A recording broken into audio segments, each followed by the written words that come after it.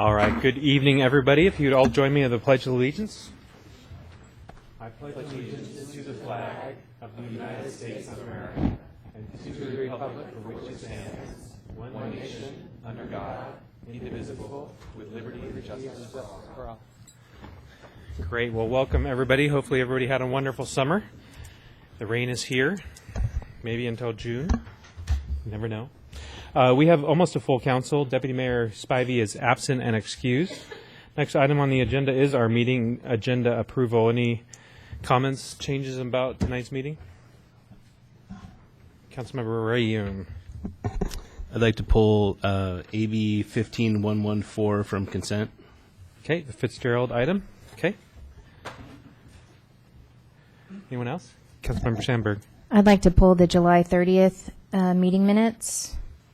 And I would like to, during our exec session tonight, add a discussion on the status of property acquisition prior to the HWA Geosciences contract. I forget which addenda bill it is. Okay. And I would like to have a couple discussions at the end of the meeting. One, discussion on finding storage space for Veterans Museum items. So not a actual location, but storage space. Mm-hmm. And then also a discussion of the City Hall dedication plaque. Okay, so on all those items besides the last two, I think what we would look to do on those last two is schedule them at the next meeting. Because per our protocol manual, we don't typically add things on the agenda for that evening. We look to do it in the future. So I'd look to the city manager to look for where we could add that in the next meeting or two, those two items. Anything else? And then for the projected agenda, I would like to see an update. One sec before we jump in. Anybody else on meeting?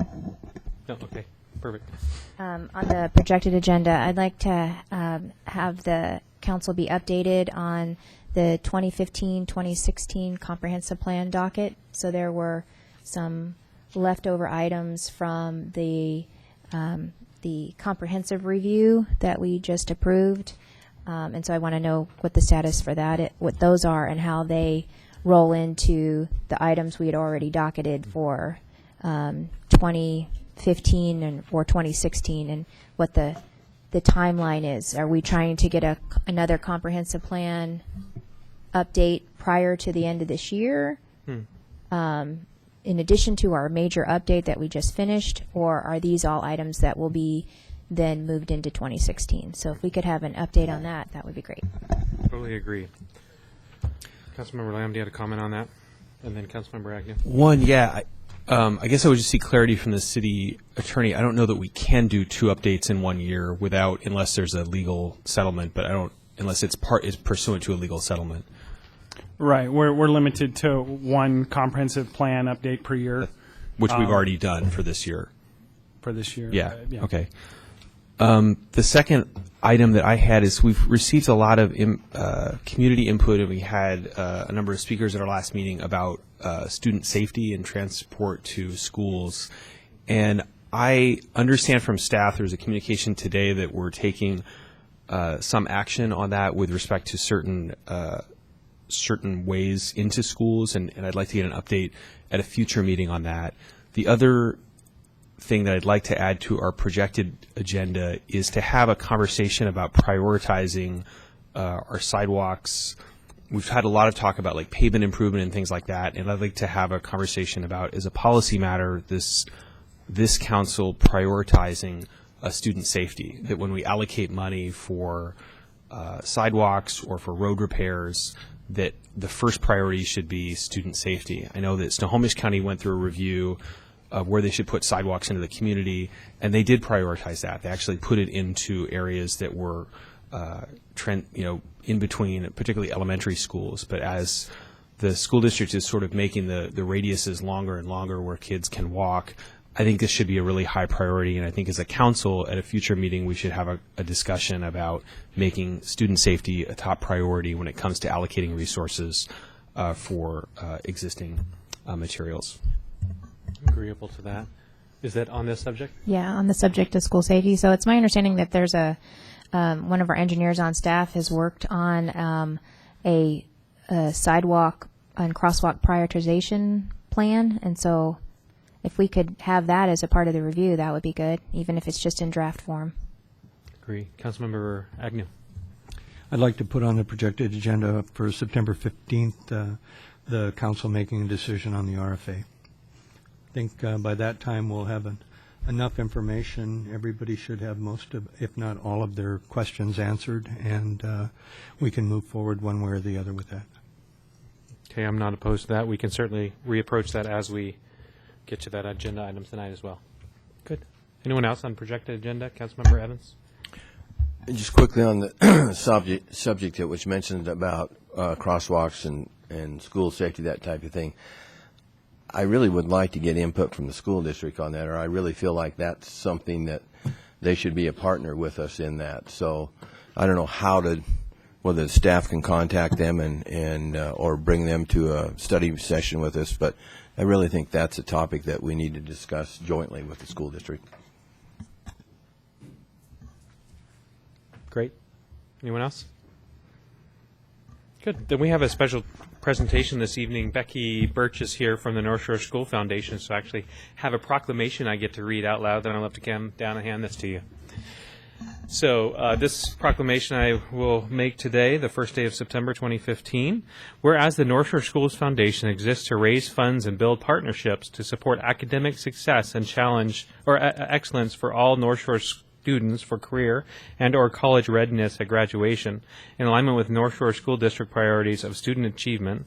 And whereas the North Shore Schools Foundation has established the following priorities to direct funding to the North Shore School District through literacy and arts, science, technology, engineering, and math, STEM, advancing and struggling learners, and health and enrichment district curriculum enhancement and support grants, and teacher training and certification, among others.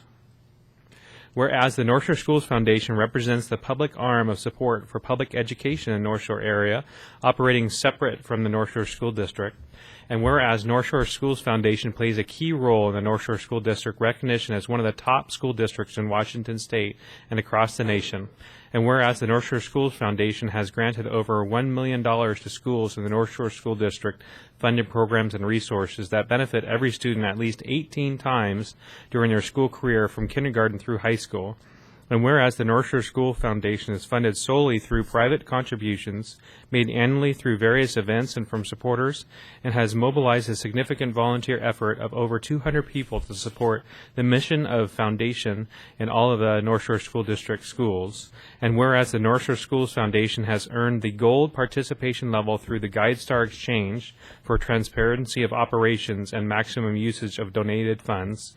Now, therefore, I, Joshua Freed, Mayor of the City of Bothell, do hereby proclaim September 2015 as the North Shore Schools Foundation Month. Thank you. I'm going to come down and hand this to you.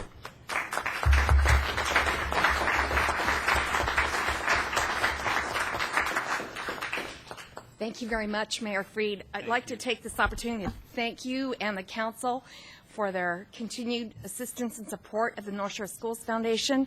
As co-president of the foundation, I represent the foundation, the community, and also with my executive director, Carmen Dalzell. We would like to help you connect with school district resources on the safety issue, so I'm sure we'll get you a name on that. We look forward to a wonderful school year. We've got a great district, and City of Bothell students are awesome. So thank you very much again. Thank you, Ms. Birch. Appreciate your leadership. Absolutely. Do you have any fundraising events coming up that the public might be able to attend? Yes, we do, Mr. Freed. It's so interesting you would ask. Do you want to come up to the microphone and invite the community? Really, really fun things to do. And one of the most exciting ones is that at Applebee's on the very first day of the football season, they're having a pancake breakfast of champions. So big Seahawks event, and the proceeds of that event go to the foundation.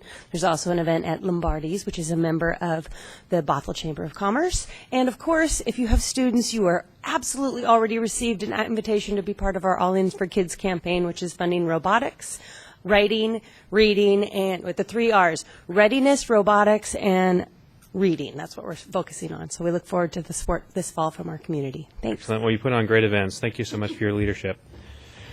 Next on the agenda is our consent agenda. I look for a motion which would exclude July 30th as well as AB 15114. So moved. So we have a motion from Councilmember Land and a second from Councilmember Agnew. If everybody could place their vote. Clerk display. Passes unanimously with Deputy Mayor Spivey absent and excused. So the first item that was pulled out of order is actually AB 15114. Councilmember Rayam. Yeah, so this agenda item is an overlay project where we mill down the road and we overlay it with new asphalt. In the process, you get new striping, and the two roads specifically that came to my attention were 4th and 9th up by Frank Love Elementary and Crystal Springs Elementary.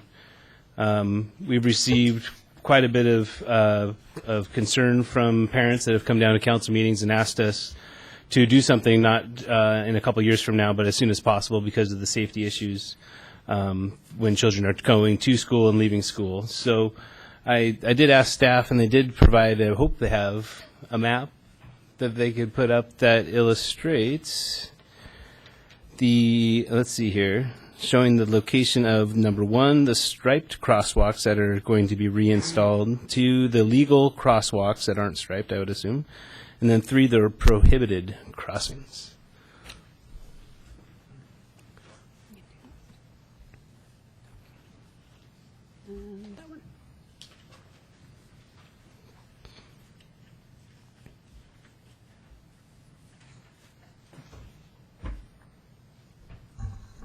I almost fit on the map here, but I'll scroll as I go.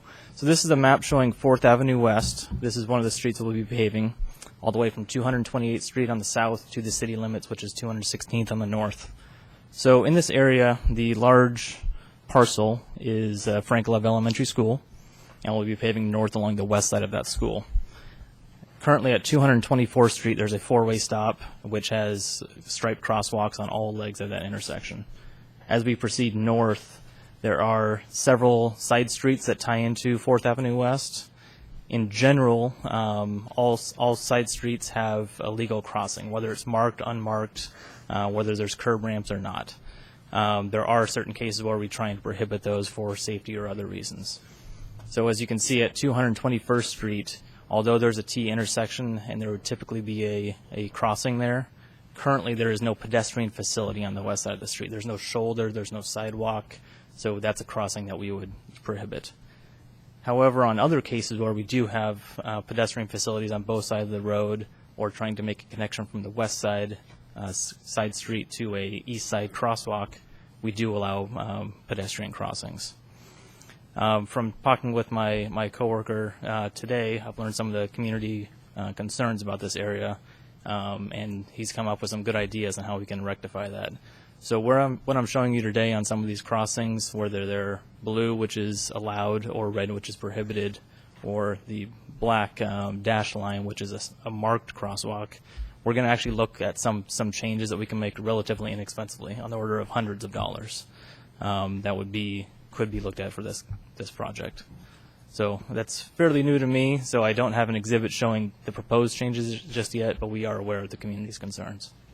So the dash marks just in front of the school are the only ones that we were planning to repaint cross markings on the road? That's correct. That crosswalk is currently striped on the ground. The other ones are not striped, but they are legal for pedestrians to cross there.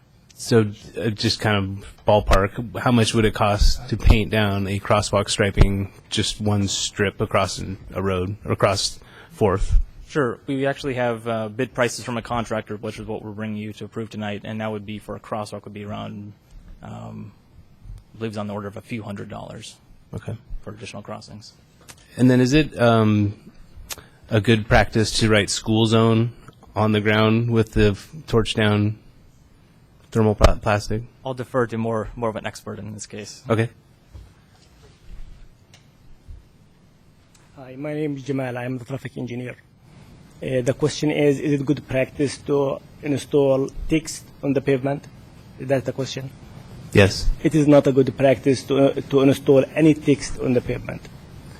Are you the colleague that he was mentioning previously that he talked to you and you have some ideas for this That's correct. this road? That's Would- correct. I do. If you could you I will be happy to do Provide.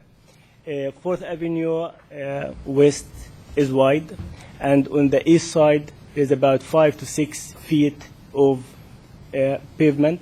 So I would like to shift the center line to the east. So doing that, we will create 4 to 6 feet of paved shoulder. So instead of installing a crosswalk, we will ask the children to walk on the west side of the road, all the way from 218 to 224. And at 224, I feel comfortable because there are always stop sign, so cars must stop.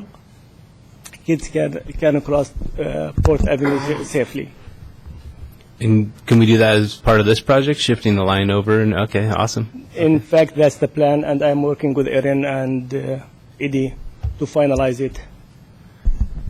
And then I think it was one of my questions that I asked, the flagging systems that you see that are attached to crosswalk poles are, I would imagine, not extremely expensive. Is that something that we could potentially add to this contract, or do you not recommend those as well as a traffic engineer? Actually, I would like to look at citywide. I don't want just to install it at one location. And I am in the process of developing a process and criteria when we can install these portable flags. I do support the idea. I don't think they are very expensive, but we have to think about it, the process, who is going to maintain it. If we have the flags here and they are gone, who is going to replace the flags? But we are working together to put a system so everybody, the flags will be there every time. Okay, great. I appreciate you being available to me. Very welcome. Thanks. Councilmember Lamb. So I had a question on this, just so the public is clear. As part of the vote that we're taking tonight and part of this program, there is going to be a paved shoulder on the west side of the road to provide a walking service. Is that correct? Next to Frank Love? Yes, as part of this project, we're not widening the road. We're basically resurfacing the existing pavement. However, there is additional space on the road currently exists on the east side. We're going to restripe the road so that shoulder is on the west. Okay. And if you were to have some sort of a separation in that road, like some sort of like a curb or something like that, is that something that we can include in this, or is that what would be the pricing on that? Our current thinking is that we would not include that initially, but it would be very easy it could be applied in the future without significant changes. The reason being, we prefer to not introduce barriers in the roadway when not absolutely necessary.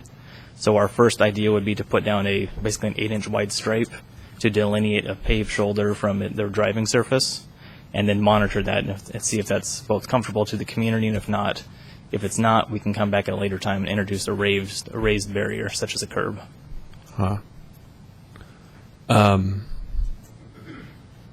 Okay, I mean, I guess I would say from a safety perspective, it seems like a raised barrier would provide significantly more protection to kids who are walking to and from school than just having a stripe on the side of the road. That's may very well be the case. I think in talking with traffic engineers, I've just been told we want to try not to introduce additional barriers where not absolutely necessary, so that there is some flexibility in the roadway. Okay. This contract will not prohibit putting that in the future. Councilmember Sandberg.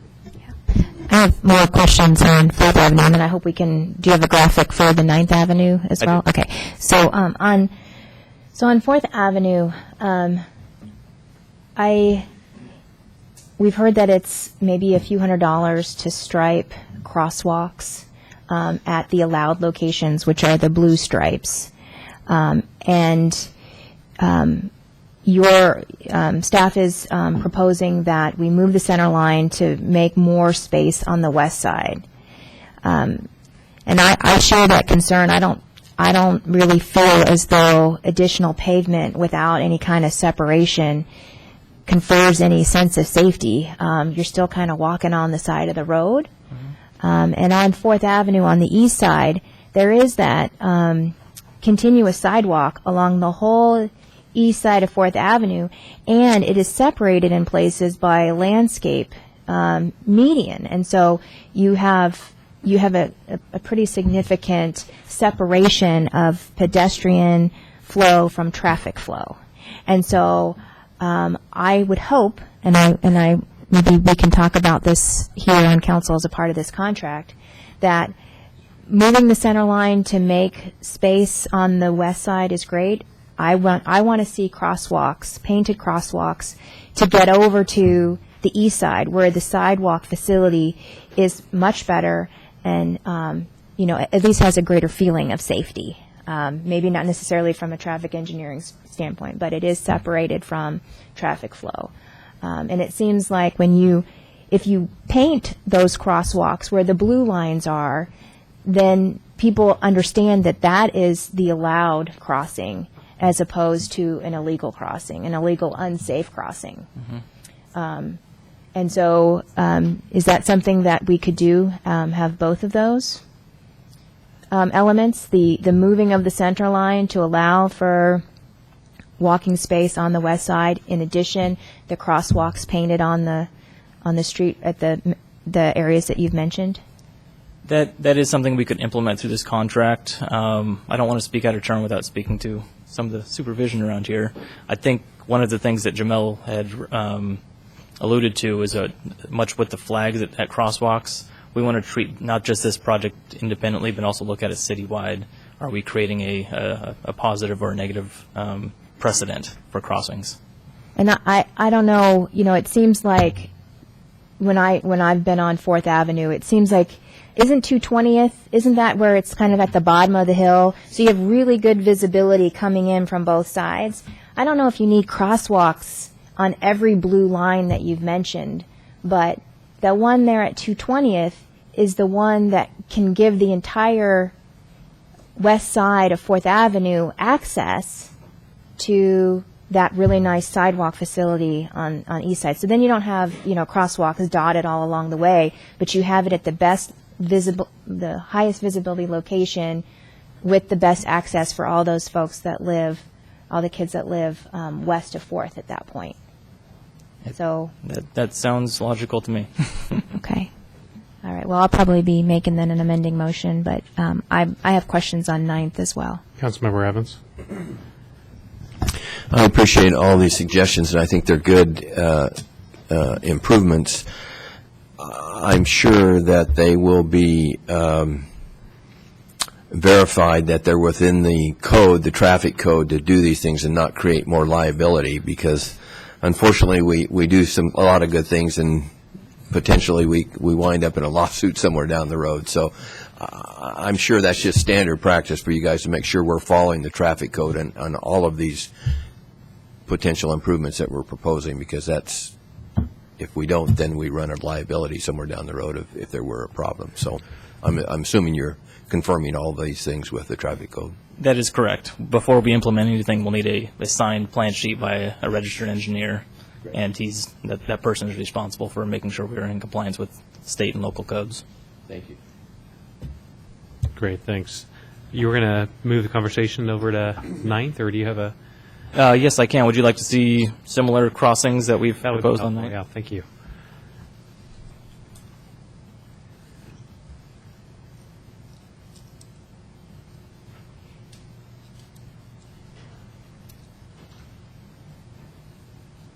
Great. Andy, did you have comments? I'll pan as I go here. So 9th doesn't have too many cross streets coming into it. Starting on the south end at 228th Street, the first crossing we do see is at 226th. That is currently a striped crosswalk on the south leg and also the west leg. There is a prohibited crossing on the north leg, as we're trying to funnel those pedestrians to the striped crosswalk for safety purposes.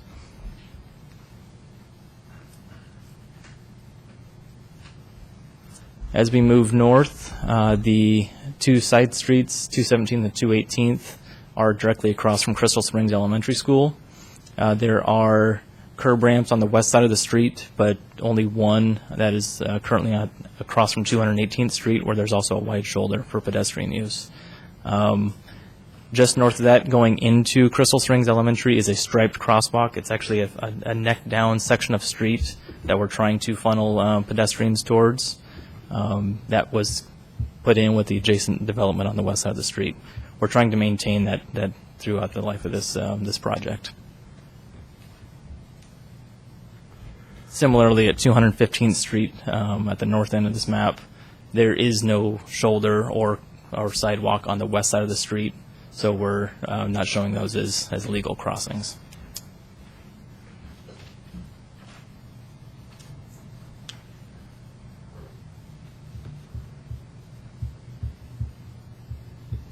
The project extends up to 209th Street, just south of SR 524, where we have a few more cul-de-sacs running off of 9th Avenue. Again, 215th Street does not have pedestrian facility on the west side. 213th Street does have, there's no sidewalks on 213th, but there is pedestrians that use that and can cross legally to the east side of the street. As a reminder, the 9th Avenue has a pedestrian facility all the way from SR 524 down to Crystal Springs. In intermittent sections, that's a widened shoulder that does have a raised curb barrier, and there's also sections that do have improved raised sidewalks. Okay, thank you. Anybody questions? Councilmember Sandberg? So in the memo, you say that, so we're refreshing the existing crosswalk at Crystal Springs Elementary. So that's the dark dotted one there at the bottom of your picture. Correct. And then installing raised pavement marker, type 2 reflective markers right there. So that's going to just bring up the visibility of the existing crosswalk. Correct. And then we are installing a sidewalk on 9th Ave on the east side of the road, 1 block. Where is that? Because that 9th is hard because there's lots of little sections of sidewalk that aren't connected.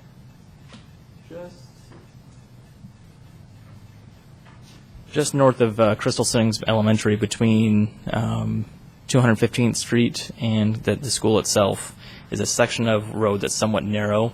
It does have a pedestrian delineated area. It's basically a wide shoulder that's delineated by a curb.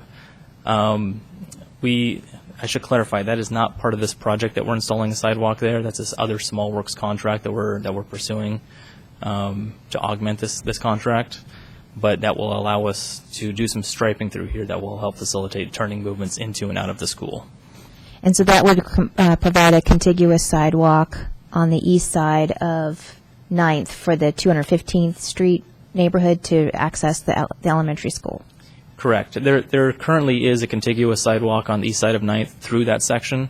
However, we're changing it from a widened shoulder to a defined sidewalk. Gotcha. And then what does it mean to say we are creating a third lane in front of the school? With that widened sidewalk, we basically buy ourselves some additional pavement width that will allow us to connect the wider road north of 215th and the wider road in front of Crystal Springs with having a third travel lane. This would be a two-way left turn lane. Currently in our comprehensive plan, that 9th Avenue is defined as a 3-lane roadway at its future build-out condition. This would be basically implementing a part of that. The reason we want to do that today is in working both with the school and the neighborhood. There's some traffic flow problems both at coming into school and when school departs, and we're trying to add that third lane to allow parents and teachers and school buses to make easier turns into and out of the school. And then the fourth point is creating and marking more parking on 9th west side of the road. Is that really wide section that's immediately across the street from the elementary school?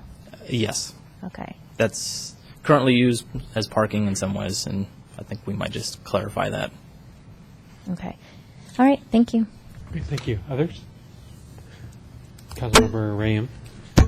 I just wanted to chime in on the 4th Avenue, the 220th crossing. I think that does make sense to spend $100, put a sidewalk there since we're doing an overlay project, and it's only $100 while we're mobilized. So I understand doing it for the whole city, but we don't overlay the whole, how often do we go out and overlay a road is pretty infrequent. So I'd like to just see that happen.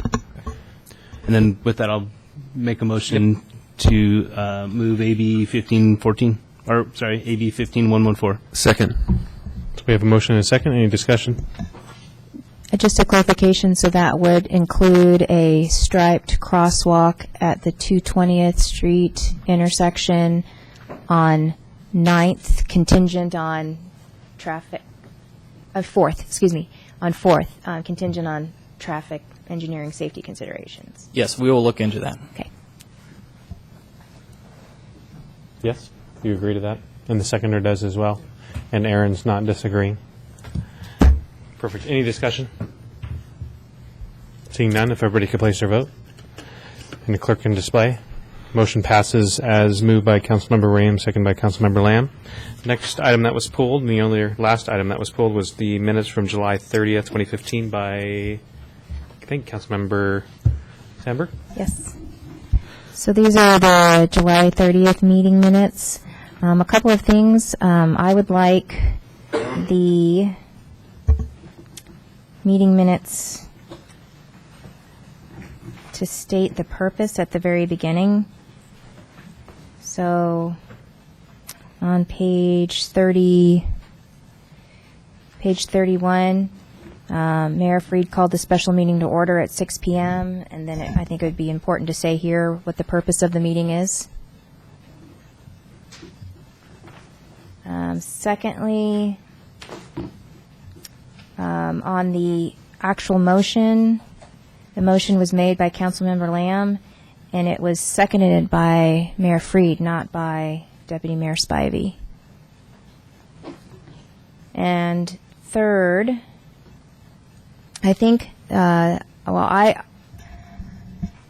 believe that the motion to conduct a best available science study is out of order in this, for this particular, the motion to direct the city attorney to defend the city against the Growth Management Hearings Board appeal is in order, but a best available science study is not, because it's not noticed as a part of the special meeting, just the appeal. And it was my understanding that a best available science study cannot be introduced into the appeal hearing. It would be new information, and so that is something outside the scope of what the appeal would allow and what was noticed for this special meeting. So the best available... Back to your Scribner's errors or just corrections on minutes first, if we could. What was the first? That the minutes state the purpose of the special meeting. So just at the very beginning, when you call the special meeting to order, we should say the purpose of this meeting is to, the purpose of the meeting is to consider authorizing the city attorney to pursue appeal of Growth Management Hearing Board decision in Agard et al. Versus City of Bothell. And City Attorney, would you think that should be required for minutes? That's an appropriate addition or correction. If if I'd have caught it, I probably would have suggested that we do that. I just didn't. When I reviewed them, I didn't think of that. So Cool. And Clerk, you agree? Yeah. And what was the second item? On page 32, Yes. there is the motion just prior to the vote. Councilmember Lamb authorized the city attorney to pursue appeal, blah, blah, blah. Deputy Mayor Spivey second, and it wasn't the deputy mayor who seconded it, it was you. Okay. And Anybody have any concerns about either one of those changes? I don't have any objection to the first. I guess I would just ask the clerk to review the second and see if that's accurate, and then bring it back. Yep.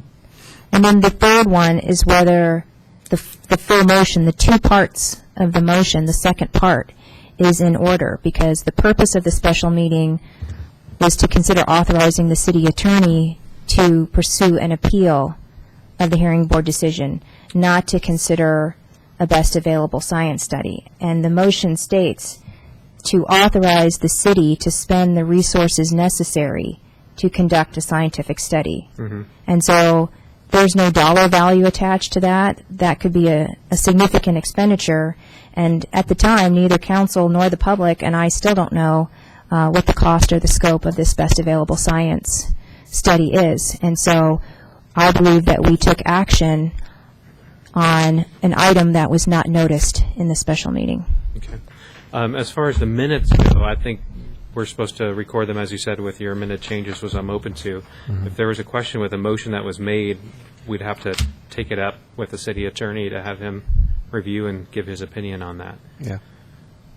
So, I mean, we couldn't readdress it at this point through this avenue, but I appreciate your concern, and I think the city attorney could take that up and come back to us with an opinion. Is that all right? Great. Do you want to make a motion for those two changes?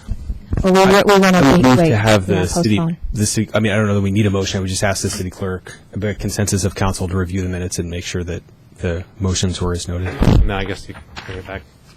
Councilmember Am? Could we have the city attorney's opinion as well when we approve the minutes? Can we have the city's? Well, I think the city attorney is going to give his opinion. Yeah. What do you mean? On the third item that Councilmember Sandberg brought up, if it was appropriate or not to authorize a. Well, it wouldn't change these. It wouldn't change these minutes. This is a recording of the meeting. What I think Councilmember Sandberg is asking was that motion in order, which wouldn't change these minutes one way or the other. These are just recording of a meeting. What happened? Right. So it's a totally separate issue. Do you disagree, Councilmember Sandberg? No, just as long as we hear back from the city attorney, probably next week when we hear back from the clerk. Yeah. Good. You want to make a motion? Or we're not motioning. Never mind. All right. So that brings us to the end of our consent agenda. Next item on the agenda is actually the visitor section, believe it or not, folks. I do have a couple of sign-up sheets, and for everybody to recognize at the back, we typically have a few yellow sheets just like this. And if you could fill out your name and address and phone number, then the clerk will collect them, and then I can call people properly by name as best I can. So the first I have on the sign-up sheet would be Mary Kay Branscombe. Welcome back. Nice to see you again. You probably like the topic we talked about just prior. I love that topic. That was great. Thank you so much. I'm Mary Kay Branscombe, and I'm from Franklin Elementary. I'm the PTA president, and I was here a couple months ago, and I want to say thank you very much for all your adjustments to your contractors and everything. We are very thankful. I did just want to point out that 220th is not the street at the bottom. The 220th is up farther, closer to the school. 219th is at the bottom, and 218th is farther up. And although the side curve that he was talking about is a wonderful idea, that street is incredibly busy, as the police department, I'm sure, would love to tell you, because they sit out there quite often, write tickets, people speeding up and down that road, and I don't know how many parents would feel comfortable with their children walking on that side of the road at all. So if you have any input, I would say the crosswalks would be a better idea at 220th or 218th, because kids walk as far up as 216th. So if that can be adjusted at all, that would be wonderful. We also, as a group, we're talking about doing the sidewalk in front of our school. It's only directly in front of our school that there's a sidewalk on 224th. It does not go down to Meridian there. There's a crosswalk at Meridian and 224th, but there's just a curb. And I know that the parent group we're dealing with was curious about possibly getting a raised curb area or a sidewalk added in that one block section for all of the children from Meridian that walk up, because during drop off and pick up at the end of the day there are cars backed up all the way there, and you cannot see any child, and people pull into yards, and it's insane. So anything we could do, we'd be happy to look at getting grants from different bodies to pay for that, as long as we could get a dollar amount from the city and let us know how we can help in that direction. And we'd be happy to work with the school district. We've already contacted someone there. So if we can be of any help with that, thank you very much for all you do. I appreciate it very much. Great. Thank you so much for coming back. Would you entertain a question? Oh, gosh, I'm sure. Councilmember Sandberg? Actually, I have a question for maybe you and staff. So I think, thank you for the offer of wanting to work towards getting grants. Is that something that the city can work on? Usually the city is the lead agency for grant requesting, and is there such a thing that exists, grants for sidewalks around schools? I would have to defer to other staff. There are grant programs, and we have submitted requests and applications for sidewalks historically. Steve Morikawa is poised to answer a question, I'm guessing, about this. So there are several programs. There's Safe Schools program. There's a pedestrian walk program, both of which are WashDOT funded, federal money. There's also TIB, Transportation Improvement Board. We submitted for a sidewalk already, the one we submitted before. They're highly competitive. We have traditionally submitted sidewalks through those programs, and there's a scoring that's being done. So they are rated, and there are many agencies looking for them.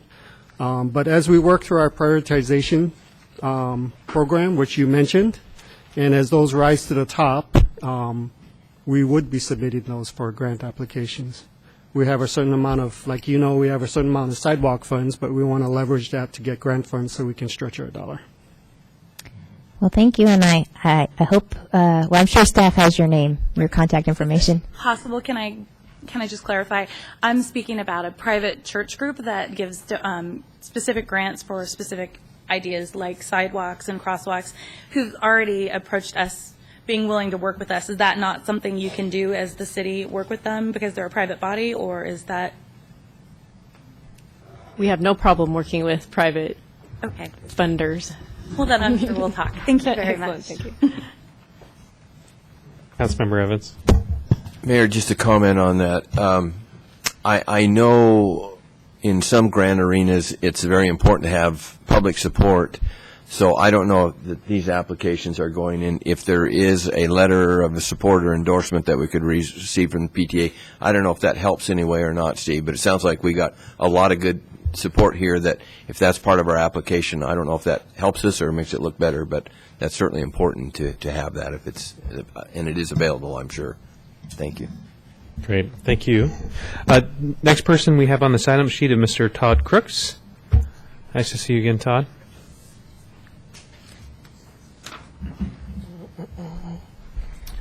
Good evening, Mr. Mayor and Council. One of the topics I wanted to follow up with for our Veterans Museum is I was asked by Mr. Evans to look into the little tourism site that they have up there. It's just right off 196th and I-5 where the train car is. And there's one building there that's not being used, the water tower building, but it has no plumbing and no electricity in it at this time, so it has a long way to go. It's planned to be a meeting center, another rental type facility is what its current plan is all I was able to find out. But I was interested as I was sitting there reading, and I saw that Mr. Evans was the, I believe, Parks Commissioner at the time? Parks Director at that time. And I was fascinated that a little town like Linwood was able to come up with money to save 4 historical buildings and a train car that was just totally demolished, practically. It was, and now it's beautiful. So I want to put a question back to you. Where was the funding at for all of that project? Where did that come from? Well, that little town of Linwood has a huge retail base called Alderwood Mall. It generates a lot of money. Well, that's what we need here then, I guess. We would be nice to have something like that, and we're working on that as part of our downtown. Not a large mall, but certainly retail improvements. But it helps to have that sales tax revenue coming into the city. So that was where the brunt of that came from. And as far as money goes, I was sitting here looking over some of my notes from our museum over the past few years, and I met with a group last week, and one of the members there was a Boeing union member, and he pointed out that they have their Good Neighbor Fund or something like that it's called, where once a nonprofit gets on their list, any employee can make a donation, and I think it's either the union or Boeing, I'm not sure, that matches that.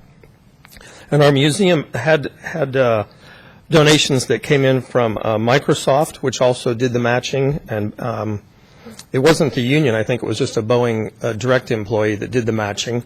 And also the military has I can't remember what it's called right now, but it's the same kind of a thing where out of your paycheck every month you can have a little bit donated. And an allotment. And I don't know if there's a matching from the government on the military one, but that was another thing on my list of many things to do, was to get on the military Good Neighbor Fund or whatever it's called.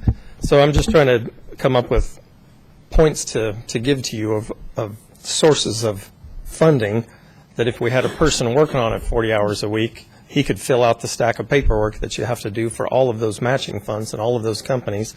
And I'm sure there's plenty more out there besides those few that I just mentioned. But there's a lot of sources for for financing. Great. Councilmember Evans. Yes, when I mentioned the Linwood facility, it was part of a visitor information center for Snohomish County. So there are other visitor information centers. I think if somebody wanted to check with the Snohomish County Visitor Information Center, they have other centers along the way, along I-5 that potentially, I think some of them have space that maybe they could do a smaller exhibit or something like that was my reference as far as the Linwood facility. I know. But I have been thinking about this over our discussions and things, and I just was reading the paper and I clipped out Veterans Calendar, Veterans of Foreign Wars. There's a lot of facilities here that are associated with veteran information, so I'd like to hand that to you, and maybe these are just a few more contacts we can make anyway. Maybe you've got most of them, but every little bit helps. So, Councilmember Sandberg.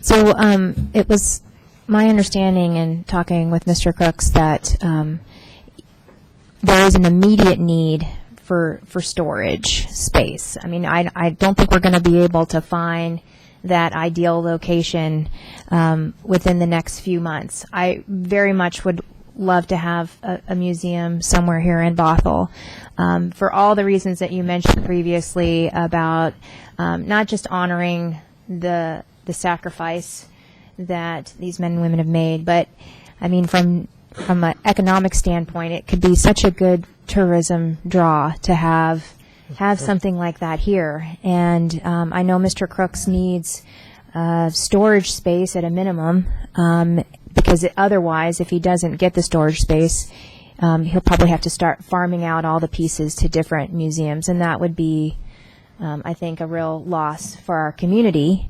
And so that's why I wanted to add a discussion tonight about where we could at least find some storage for his collection until such time as a location could be found and staffing. And I have a sense that there's places in this city, in our facilities, to provide storage. I know that one option that staff looked at was the Bothell Historical Museum, and they just don't have any space in their facility. And so I'm hoping that, as I mentioned in the meeting agenda approval tonight, we can have staff come back at the next meeting or next couple of meetings and identify if there is space available where we could provide at least storage for this until such time as a museum location can be found. Yeah, we're currently renting a one-car garage at $175 a month, which turns out to be a screaming deal because I looked to try to downsize that, and there isn't anything much cheaper. We have plenty of room there, so a space like, I'm just guessing, like a 12 by 12 room would probably be enough. It would be piled in there, but roughly that size. So we're not looking for a football field or anything. It's just a... Okay. Have you approached Country Village at all? I spoke to them probably 4 or 5 years ago, just looking around for cheaper rent, and they had rent that was about the same as the $600 we were paying at that time. I know they have some vacancies there right now. Yeah, because the Bothell Chamber often has their meeting all the way at the back in the top of the floor, but as you're in the back parking lot, there's this old rail car type looking thing, and I think it's empty right now. Yeah, I'm not sure. It is, yeah. That'd be an interesting conversation. Yeah, they usually have a couple vacancies, but yeah, they're going to want rent though. But yeah, I mean, there's vacancies there, and that was brought up by some other people that I met with recently that there's usually a vacancy there, and that's a good place to draw people, and it brings business to Country Village there, and it would be a win-win-win situation. Where's the Washington State Veterans Museum? I didn't know they had one. Do we have one? An official state one? Fort Lewis or? There's a museum at Fort Lewis, just a Fort Lewis museum, but I don't think the state of Washington, like California, has an official military museum, they call it, at Sacramento, but it's currently when I went there in the spring to visit it, it was closed because it's in legal turmoil between the state now and the group that used to manage it. Wow. Yeah. Well, Country Village is a large property owner here in the city, and I was just curious, as you were mentioning the rail car in Linwood, there's one back Yeah. there, and it's kind of, people love being drawn to those type of Yeah. facilities and such, but And I know they're building up there on the main street, or on the highway, there's vacant as well in the corner. the building in Linwood that you mentioned that doesn't have power and water yet, would that building actually work for you? It was about 1,000 square feet, yeah. And were they offering it for free if there was power and water? Negative, no, I was just talking to a couple, I actually happened to go there on their open house day. So there were a lot of people working there, volunteers, and one of them took me over there and kind of showed me, but it's just 2x4s and bare wood, and so they're trying to raise money, and I guess the mall must not be selling enough lately because they don't have the money to finish that building off. And they also want to rebuild the water tower up on top of it, so it's a few years down the road. Okay. Actually, I had a question. Another question. What about the museum in Chehalis? The Veterans Memorial Museum in Chehalis? Yeah, that's one of the places where we would transfer our items, but that's 100 miles away. And so what are you referring to as in? I just asked, the mayor had said a moment ago, is there a Veterans Museum in Washington State? Oh, yeah, there is one down there. Okay. Yeah, the Veterans Memorial Museum. It's not the official state. I thought he was asking about an official state-sponsored. So if you're unable to find a location here, that would be probably where you would send the material, is that right? I would offer them. The guy that started that museum is the person that coached me when I started this. Okay, all right. Thank you. They probably have a room full of donated items. Once the museum gets rolling, that's usually not the problem. It's paying the bills. Understood. Thank you for that. Councilmember Agnew. I had a question for you, and then just an idea. Have you talked to the people up at the Nike site? With the demobilization of the military, they may have some space up there, and that is opened. The one right there on 228th? Yes, one right there on 228th. I have not talked to them. I applied at the Fort Lawton, which is down right next to Discovery Park in Seattle, and when they were decommissioning that, I applied for space there, and I was told that a Veterans Museum was not even on the list of organizations that were allowed to get space at a demobilization. At a military base. Yeah, which I thought was kind of ironic and pathetic. But we all know what military intelligence means. And And the other question I had for you, I've seen a lot of people go to a GoFundMe site, and they've been very successful. Have you thought about that just for storage? No, I have not. I've never even heard of those sites until after our museum was closed, and I haven't really looked into it. They've been fairly successful. I know there was a friend of ours that needed to get an airline flight back from the East Coast for a critically injured sibling, and they went on the GoFundMe site and they got it funded within 72 hours. So there's a lot out there on the social media, so it may be something to think about. I would love to pass that idea on to the next guy that's going to take over this museum. I am. You are taking it over?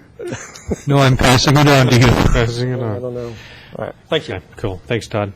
Next person on the sign-up sheet is Daniel Heydrich. Heydrich. Thank you, Mr. Heydrich. Well, I'm on the same subject as Todd is. My name is Dan Heydrich, and first of all, I'd like to say, Mr. Mayor and the council, that thank you for letting me talk.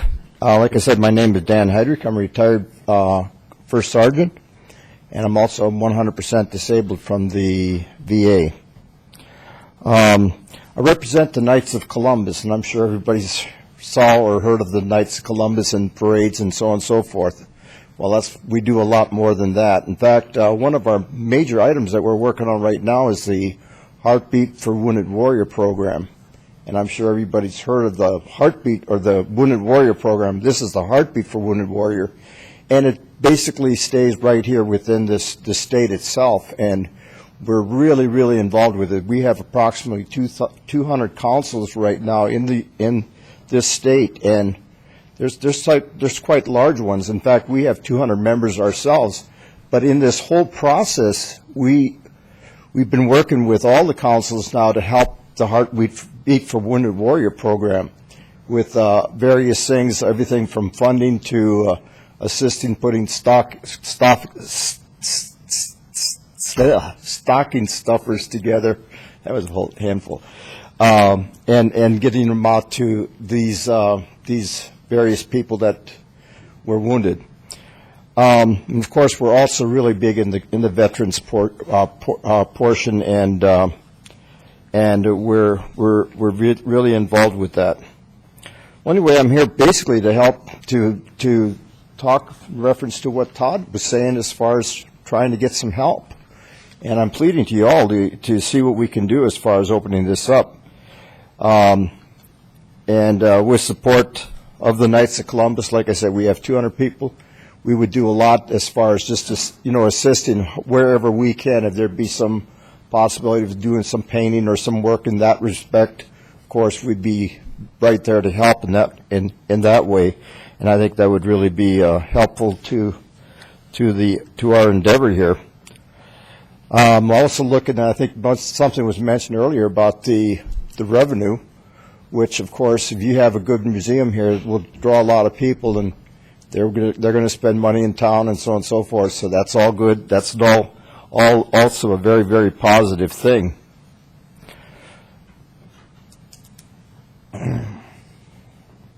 And I think the last thing I says, I wouldn't want to be the mayor or the council here to say, well, geez, we can't really help you, and then all of a sudden a little town down the road gets this project. And I don't think that would be too nice. Great. So we should really, really consider that. Great. Thank you so much, sir, for coming out this evening. I appreciate it. Thank you very much. Great. All the best. Is there anyone else? Yeah, absolutely. Thank you for your service, Councilmember Agnew. Anyone else have a sign-up sheet this evening? Or anyone else wish to address council? Great. Thank you so much for everybody coming out for your comments tonight. Next item on the agenda is AB 15117 to consider approval of a solid waste collection transition agreement between Waste Management, Ecology, Cleanscapes, and the City of Bothell. Sabrina Combs is here to brief us as a council. Thanks, Sabrina. Good evening. Bear with me one sec.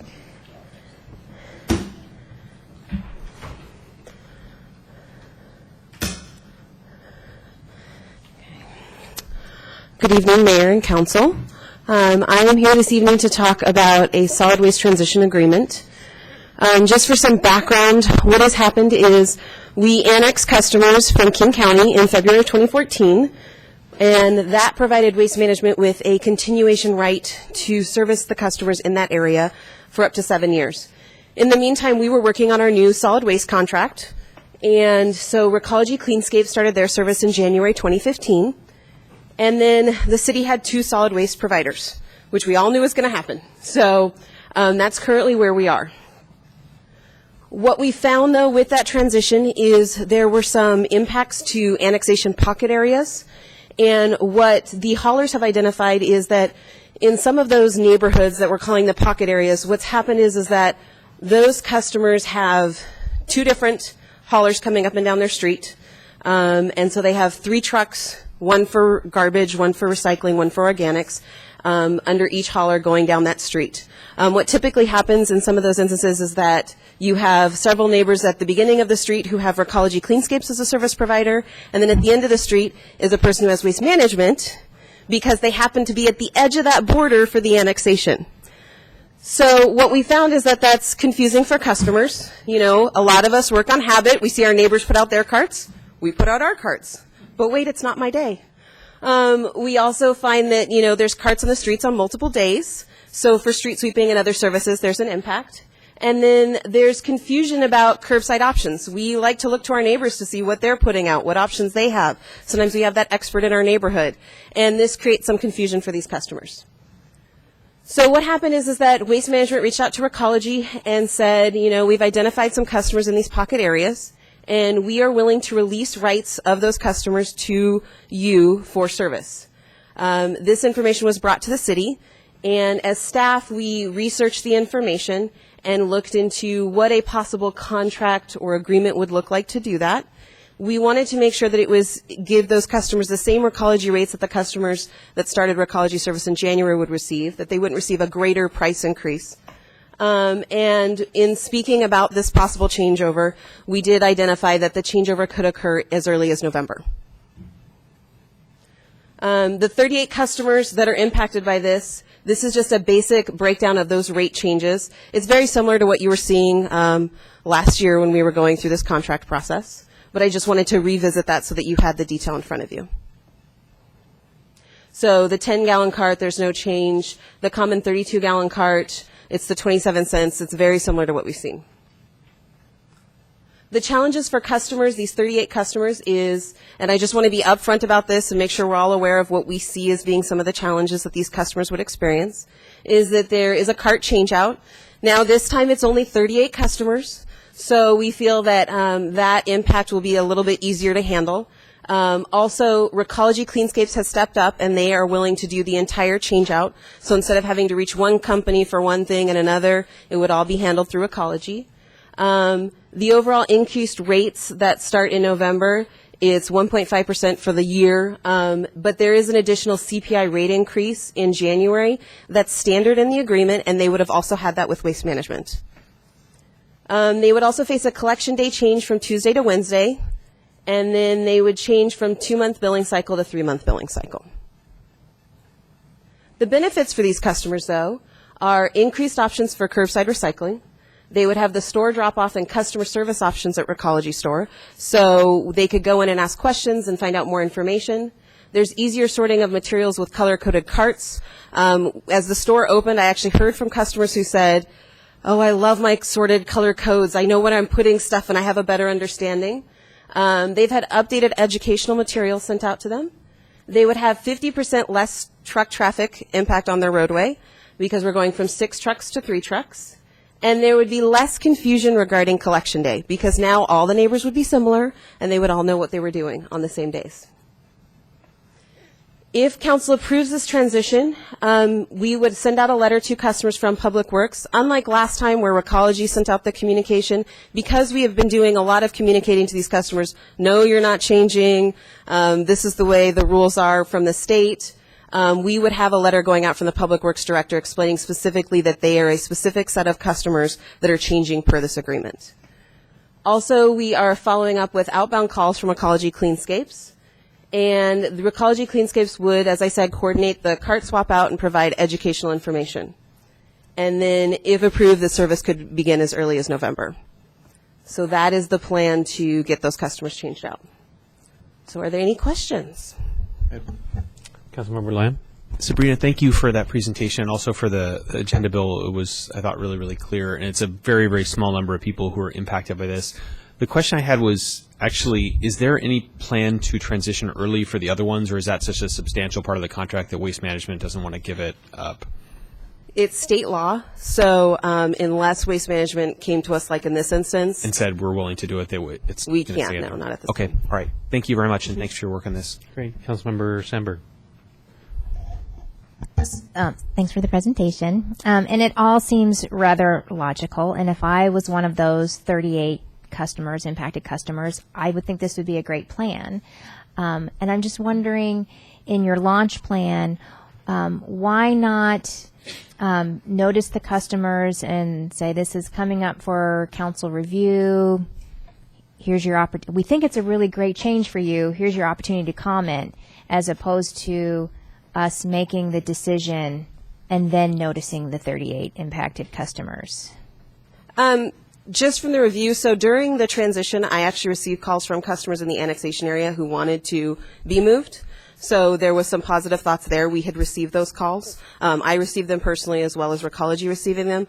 Also, this type of transition needs to go before council because it is an agreement. So I didn't want to assume that we were doing anything without council's approval because it is an agreement that we would be signing on to. So is it possible to get any kind of customer feedback, like maybe a little bit more formal from those 38 customers so that, there's not this feeling that the city made the decision and then told us versus asking us and making the decision? We could do some, surveying and things like that just delays the process. So that would be my only concern. We may be pushing into a later time period. Also, I don't know then what we would be considering if, say, there was a difference in the number of customers who felt welcome to it versus this is a change to, reduce impacts to your roadways and other things, which is what we're explaining to them. Mm-hmm. So how many of those 38, how many of those 38 do you think that you've heard from just in their feedback about seeing the new garbage trucks on the street? I didn't collect specific data from those people at the time. I mean, at the time when we transitioned, I was taking a lot of calls, and I know that Recology was as well. And typically, because those customers are not our customers or Recology's customers, we weren't tracking their information for that. We were giving them the information that we had per the state law. So that was the standard procedure we had. So the only way that those 38 customers would know about the impact is if they noticed it in the agenda bill tonight. Or they're already experiencing it on their, in their neighborhood, and that's typically what's happened. Waste Management brought this to Recology partly because they were seeing the impact themselves. So, when you have all those carts out for 2 different days, you have additional trucks on your roadway, that's an impact that they felt the customers were facing, so they wanted to bring that to our attention. Okay, thanks. Anyone else? Doesn't this just amount to a few dollars in hand additional cost per customer? Yes.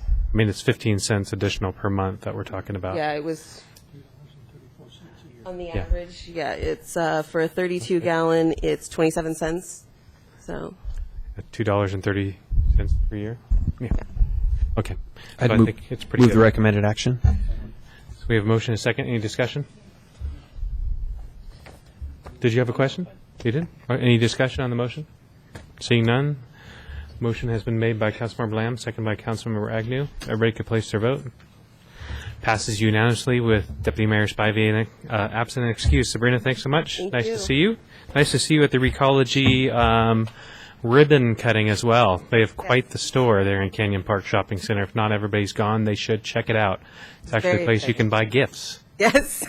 And thank you for being there. It was a wonderful store opening, so we're very excited about the opportunities for educational events in the future. Absolutely. People can bring batteries, paint, many different items there. So a dual purpose, and pay their bill in Yes. person. And get customer service. If you have questions, it's a great place to go. Yeah, great staff. Glad to have them part of the city of Bothell for sure.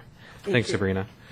Next on tonight's agenda is AB 15118 to consider approval of supplemental agreement number 7 with HWA Geosciences to provide on-call hazardous material services on downtown contaminated soil and groundwater cleanup. Nduta Untia? Just point of order, Mr. No? Mayor.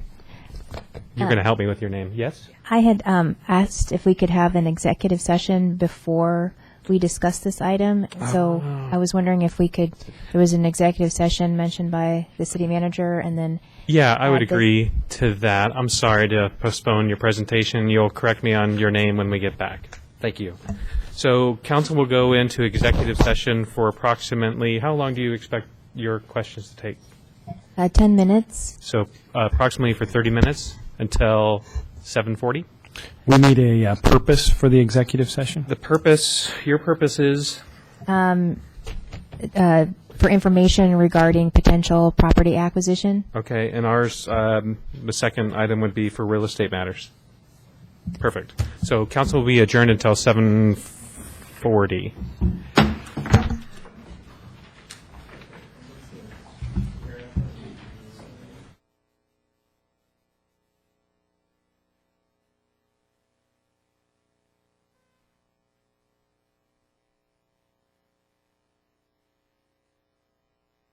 Will you please introduce yourself, and we look forward to your presentation.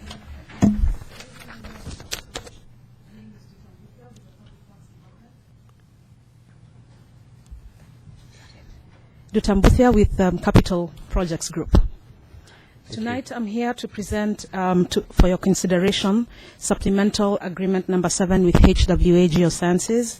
They are our on-call environmental consultant for the downtown contamination and groundwater project. The agenda bill currently says that we are requesting $1 million, but we have amended that and reduced it to $680,000 based on the amount of funds we have in our capital facilities fund. This $680,000 will go towards construction cleanup of remaining contamination on Lot O, which on the map there is on the left top. And Lot O is one of our surplus properties that we are trying to sell to developers. 200,000 of that is going to go to investigative actions at the Bothell Service Center. This is a property that has solvents that are contaminating city-owned properties with solvents in groundwater. And then the remaining 200,000 is going to go towards Case property, which is also known as Ultra. This is the property that is just west of the City Hall. That one has got a grant agreement, so it would be reimbursed at 90%. And then the other 100,000 will go towards finishing up processes that are already taking place with the Department of Ecology and supporting our surplus activities. With that, that ends my presentation. If you have any questions, I'll be happy to answer. Great, thank you. Anyone have questions? Councilmember Sandberg.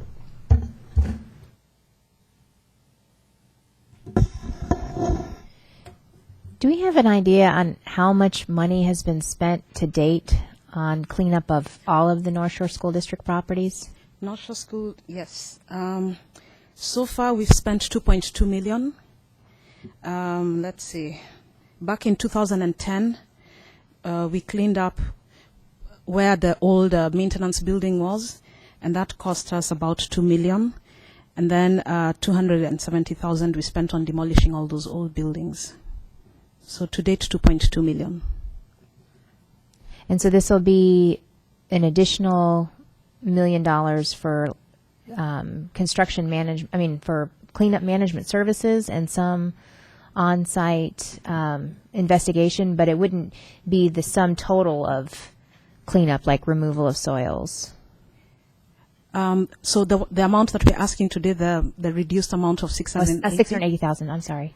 So the 680, 280,000 of that will be actual digging out stuff or injecting chemicals into the ground and doing some active remediation, we call it.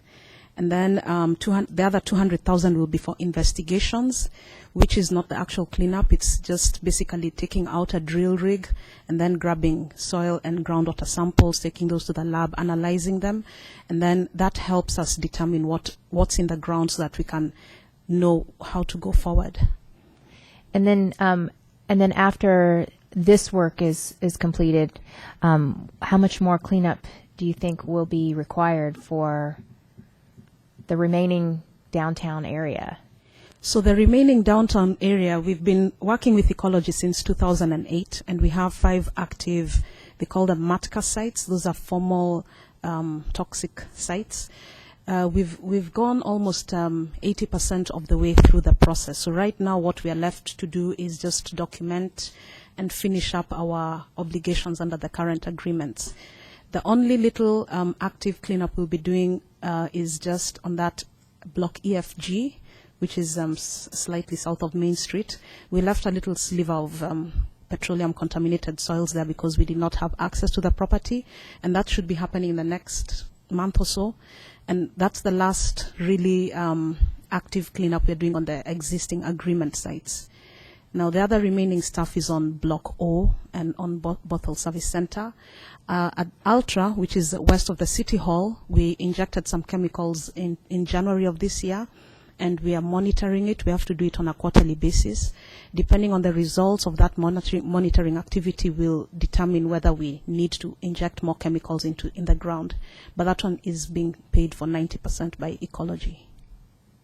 Okay, thanks. I'm hoping we're going to have a big party, a big cleanup party when it's all done and everything, all the consent decrees and everything is declared clean. We're looking forward to that. Okay, others? Councilmember Evans, then Councilmember Lamb. So just to follow up on Councilmember Sandberg's question, to simplify it, if what percentage of the cleanup in our downtown is complete? Are we at 80% or 50%, or what's your best estimate of that? For the properties that we started cleaning up in 2008, we are, I would say, about 85% of the way there, because we did majority of the construction cleanup. And then we did 1 year of monitoring the groundwater, and that's the biggest milestone before you start working towards closing out the agreement. So for those five original sites, we are almost there. The one that's we are at around probably 70% is Ultra at near the City Hall, and that's because we got into that agreement in 2013. The others we got in 2008. Lot O, we thought we were done, but when we were monitoring the wells, we found some irregularities that we now have to treat. And of course, Bothell Service Center, we are just really started with the voluntary cleanup program. So we're seeing the light at the end of the tunnel, potentially. We're coming down that final stretch and finishing that. Yeah. Grant funding, I think there was discussion or comment that the state fund, some of that money was eliminated for cleanup. Are there other potential grants that we're seeking, or what's our potential for receiving grant funds to help with this cleanup? There are other grants out there, like the ones that are provided by the EPA, but they're federal money, and sometimes that federal money comes with a lot of strings attached. Yes, it does. And the processes are normally much longer. And just based on how far we are along in our property surplus activities, it probably doesn't make sense to hold those activities up while we wait to get through the federal process. So right now we are focusing on just working with ecology grants, the state grants. Okay. And we are hopeful that they're hearing us. Great, thank you. Great, Councilmember Lamb. Thanks for your presentation. Thanks for your work cleaning up our downtown. We appreciated it, and it was needed work that needed to be done. What is the dollar figure of the amount that we've been reimbursed to date, or that we expect to be reimbursed from ecology? Is that like $1.5 million? Are you asking from the very beginning, or? Yeah, from 2008. I mean, if we're going back to 2008, what would be? I'm sorry, I don't have the number right in front of me, but when we first started with the agreements, they were only reimbursing us at 50%. And back in 2012, we managed to convince them that our downtown redevelopment was important enough that they needed to give us a higher match. So now they're reimbursing us at 90%. So when you say, you cited earlier the number of just on the North Shore School District properties, and I think that's another important thing to say, is that these are two different properties, that the Bothell Service Center site has nothing to do with our acquisition of the North Shore School District properties. That's a completely different site, a private site that has leached onto public lands. Correct. So of the $2.2 million of money that was spent for the North Shore School District properties, that's not all money that the city of Bothell, I mean, that's not just $2.2 million out of the city of Bothell. We've been reimbursed for some of those monies. Is that correct? We haven't yet been reimbursed, but we have. We are requesting $900,000 from Ecology's voluntary cleanup program. Okay. Yeah, we haven't gotten it yet, so we are trying to work with them because of the budget shortfall. Okay. So we have paid out $2.2 million, and we're expecting to be reimbursed for $900,000 of that. Yes. Okay. And Tammy, did you want to weigh in on that as well, or? I just knew that she didn't have that information at that level. But we do have that. We have tracked that and can provide it at a later date. Okay. Okay. And then the question has been posed with respect to the cleanup. They're like, well, why did the city get involved in this anyways? Like, why are we doing this? What would have happened? I mean, we have other contaminated sites on private property in downtown. It's my understanding, and they just don't get cleaned up. Mm-hmm. I mean, so the contamination continues, the contamination is there, but it's just not going anywhere because the city hasn't involved itself in those issues. Is that correct? I don't think it's within the city's jurisdiction to go after private properties to clean up their contamination. That would be Ecology, and Ecology is pretty much aware of those properties, but I don't know if they have the resources, to go after them. So, City Manager. Yeah, just to add on to that, I think I would say that if the city had not intervened and had not worked with ecology to acquire the grant funds, perform the cleanup, we wouldn't see the properties that are under development today reach any vertical development. McMinimans wouldn't have occurred because of the contamination under the pool building. The city intervened, worked with ecology to move that cleanup along. Certainly the City Hall block would not be able to be developed if cleanup is not going to occur. Our Main Street project, extension of Main Street, Block D with Regency and our grocer anchor cannot occur until that cleanup. So all the properties that were previously contaminated, had we not intervened, we would still have the same kind of development today that was there several years ago. And did the school district have a plan when we acquired that property from them for were they cleaning up that property or no? They were not at the time. We did negotiate a reduction in purchase price of close to, I think I have to go back and look at my records, but it was at least $2 million, maybe more, to allow us to expend money associated with the cleanup based on what we predicted the cleanup costs would be at the time for Lot O.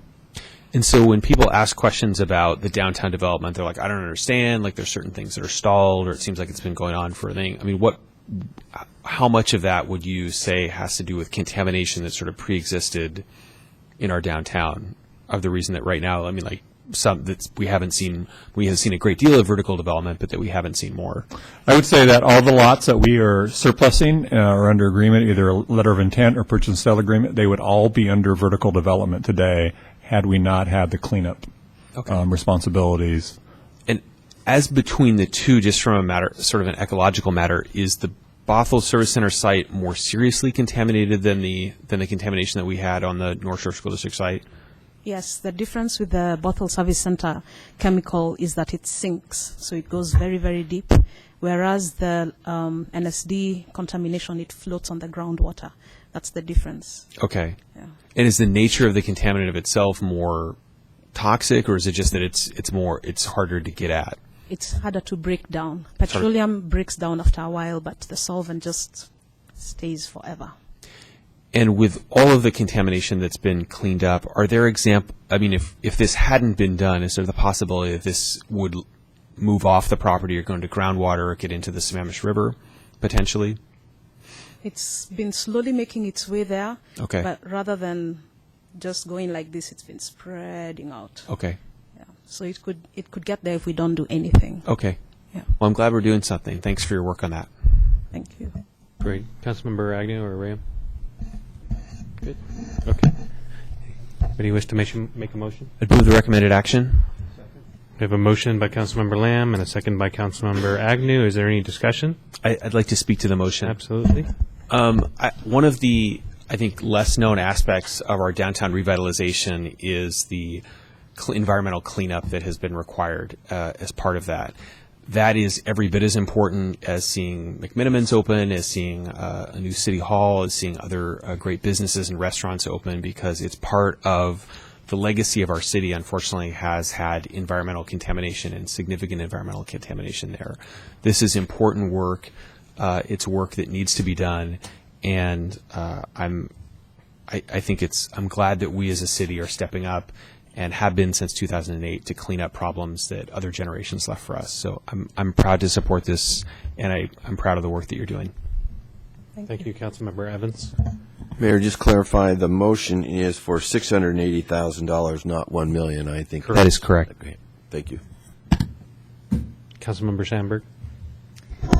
I'd also like to thank staff for their hard work on this. As it's been explained, we're the only entity to deal with the environmental cleanup because we're the only ones that have access to grants, state or federal grants to do so. And so without this action, development in the private sector can't move forward. So it's been a long process, you said, starting in 2008, and it's ongoing. And so this is really, really important. And I guess I just want to put a little plug in for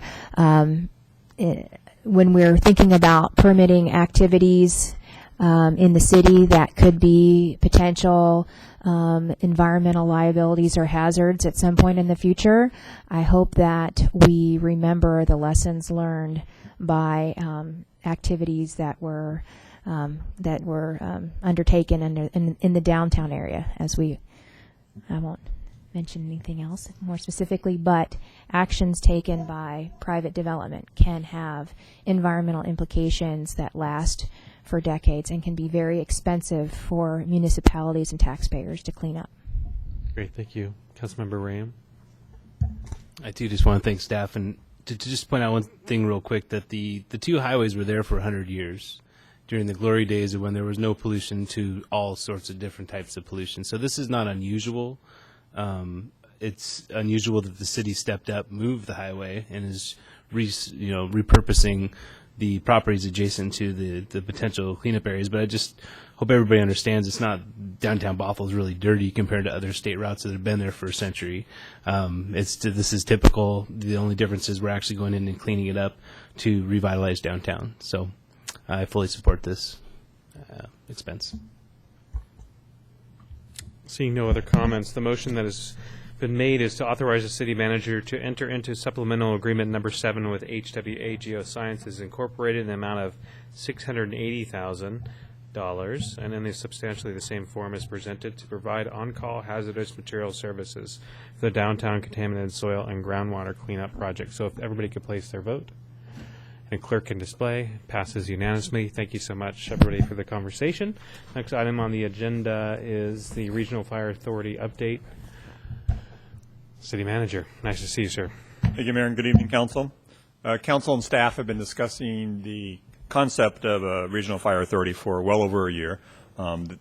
Those discussions have included 2 studies, one prepared by city staff that then launched a more formal study with the jurisdictions of North Shore and Woodinville. That was completed just recently. Council's also authorized me or directed me to negotiate with the fire districts of Woodinville and North Shore with the directive that the city would support capital contribution amount between $3.75 million and $7.5 million spread over a 5-year period, and that the RFA should commit some form of financial contribution or improvements to the RFA fire facilities within Bothell. Council is aware that last month those negotiations did occur, and that the districts of North Shore and Woodinville have communicated to us that they will only consider supporting and recommending an RFA if Bothell contributes $7.5 million over a 5-year period. The RFA Planning Committee have requested also that each agency formally consider whether or not they're willing to support an RFA for further consideration, as presented in the feasibility study, and with Bothell additionally contributing $7.5 million over a 5-year period. The RFA Planning Committee also is interested to know if agencies are interested in other forms of consolidation, such as a contract or annexation into the district.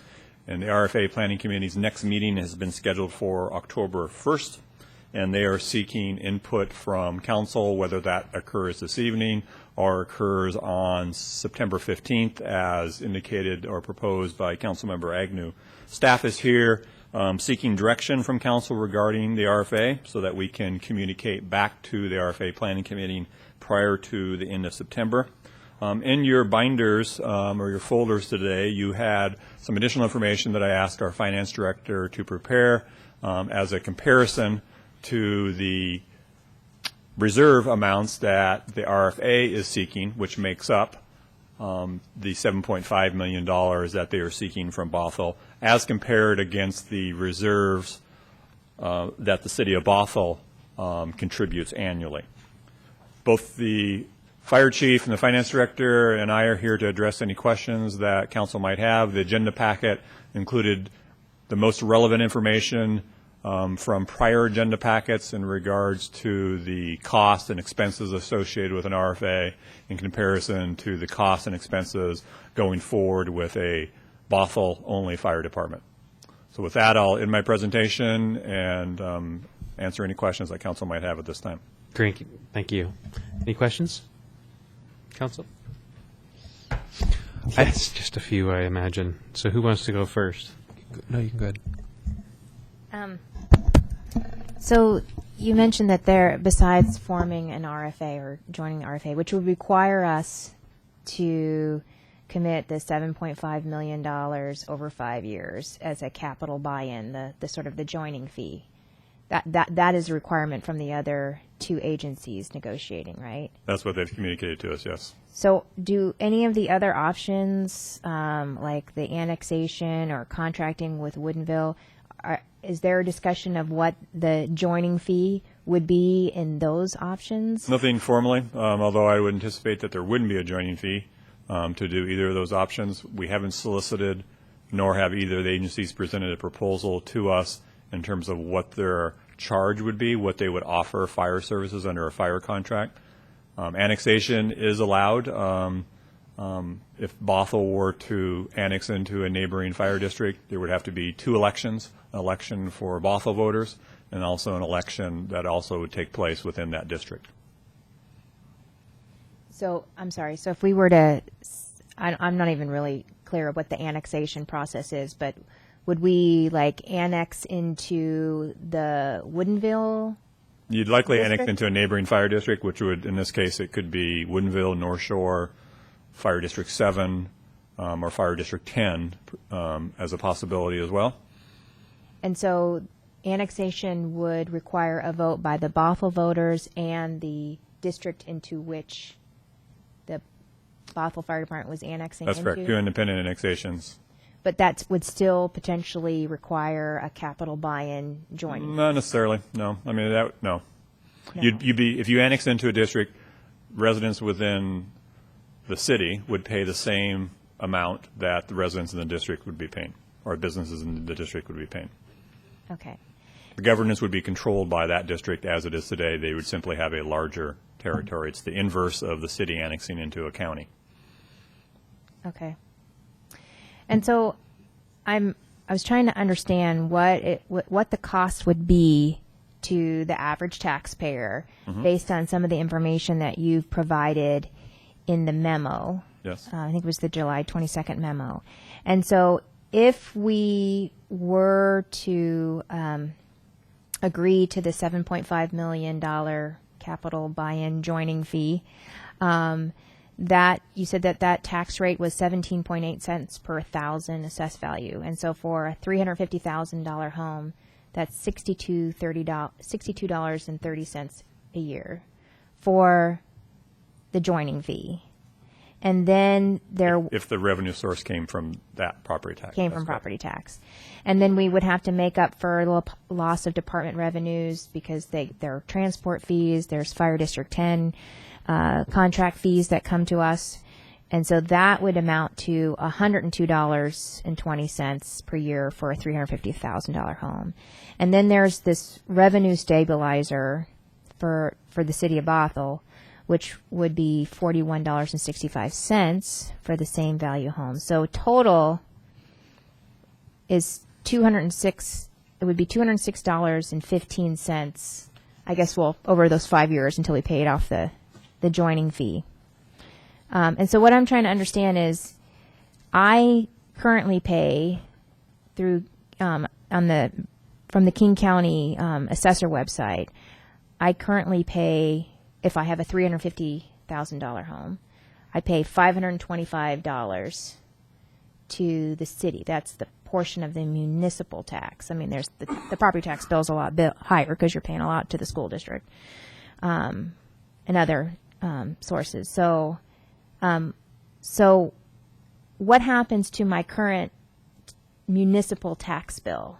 Does it go from the $525 down to the $206, or is it $525 plus the $206, and then I have to pay a cost of service to the RFA on top of that? That would require a couple of assumptions to be made, and I'll make those for purposes of illustration. The city likely would lower its property tax, although that's a separate decision by the council if an RFA were to be formed.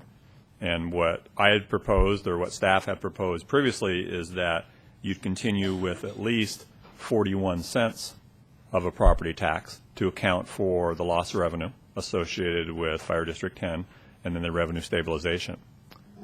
Then, if you are also going to participate in an RFA, you need a funding source to pay for that $7.5 million, $1.5 million over 5 years. That's the 18 cents that you referenced earlier. So that could, in fact, be all of the property tax levy that Bothell would continue to charge its residents. You could charge more. Certainly that is an opportunity for council discussion in terms of the level of services that you want to provide, whether that be for roads, parks, or another matter that council is interested in. And that would be on top of whatever residents would pay for an RFA.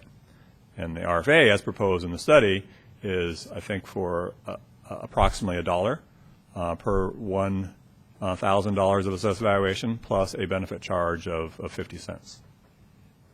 So that's really the comparison to make versus what your actual dollar property tax bill would be. You could certainly figure that out, but you'd have to assume what the council might do in terms of its actual property tax levy that you'll continue to ask voters to pay following an RFA. Councilmember Sandberg, would you be willing for somebody to interject on this topic? Yeah, sure.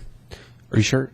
Because I can wait until the end. The question that I had is, it's been raised, and if this goes too off topic, feel free to correct me, but it's been raised the idea of like saying, hey, we need to make a decision on the RFA or not the RFA. And I guess the foundational question I have, and it's related to what Councilmember Sandberg is asking, is assuming for the sake of argument that we said, okay, we agree to the 7.5 million. It seems to me that there's a number of items that still need to be addressed after that before we would be in a position to put that on the ballot. Oh, I think so, yes. Okay. So, I mean, even if we were to say, look, we acquiesce on this issue, that doesn't mean necessarily that we would automatically then, like, all issues would come in, like where the stations would be, what, there's a lot of different issues. Could you talk about that? If you're okay with him addressing that now, can you just talk what that would look like, assuming for the sake of argument that one way or the other, either the other jurisdictions acquiesce to our, offer, or we met them in the middle, or we acquiesce to their request, kind of what then? If we said no, I guess we could imagine that nothing, or if we can't come to an agreement, we sort of know what that looks like. What does the alternative look like? Well, I think if the council, and I'd ask the fire chief also to maybe provide some additional input, but if the council were to make a decision that we are going to move forward with an RFA and that were approved by the other neighboring jurisdictions, Woodinville and North Shore, that would simply be the next step. The next step in that we would have the RFA Planning Committee likely to continue to work on the governance model, the plan, the level of service that will be provided. Certainly Bothell itself and individually will have the issue of taxation in terms of what property tax you'll continue to charge, how will you pay for the $7.5 million joining fee, if that indeed were something that were agreed upon. So, and I'm sorry to interject, but when you say if we decide to go forward, so I mean, is it your opinion that if with this issue resolved, that is a yes or a no in terms of going forward with an RFA, or? I think it's just a yes going forward to the next step. Okay. The next step to have the planning committee, if you likely charge them with this responsibility to further develop the level of service that will be implemented in RFA. Okay. The whole number of issues of governance that will have to be addressed. Okay. And I'd ask the chief if he had any other more specific issues beyond that would have to be dealt with. Good evening, Mayor and Council. What we've done so far is we've just had a feasibility study by the consultant, and the consultant says, yes, it's feasible. Should each agency decide to move forward with this, then we'd go into a formal planning process, and we would develop the plan, as the city manager says, that would address governance, staffing, and it's the plan that the voters would approve. That would take another 12 to 18 months to develop. And so community may not even vote should each agency decide, yes, let's move the plan to the voters for another 12, 18, 24 months. And would that come back to the council again? And I'm sorry, is it okay? Would that come back to the council again then at the end of that? Would you say, okay, go develop a comprehensive plan as to governance model and everything else?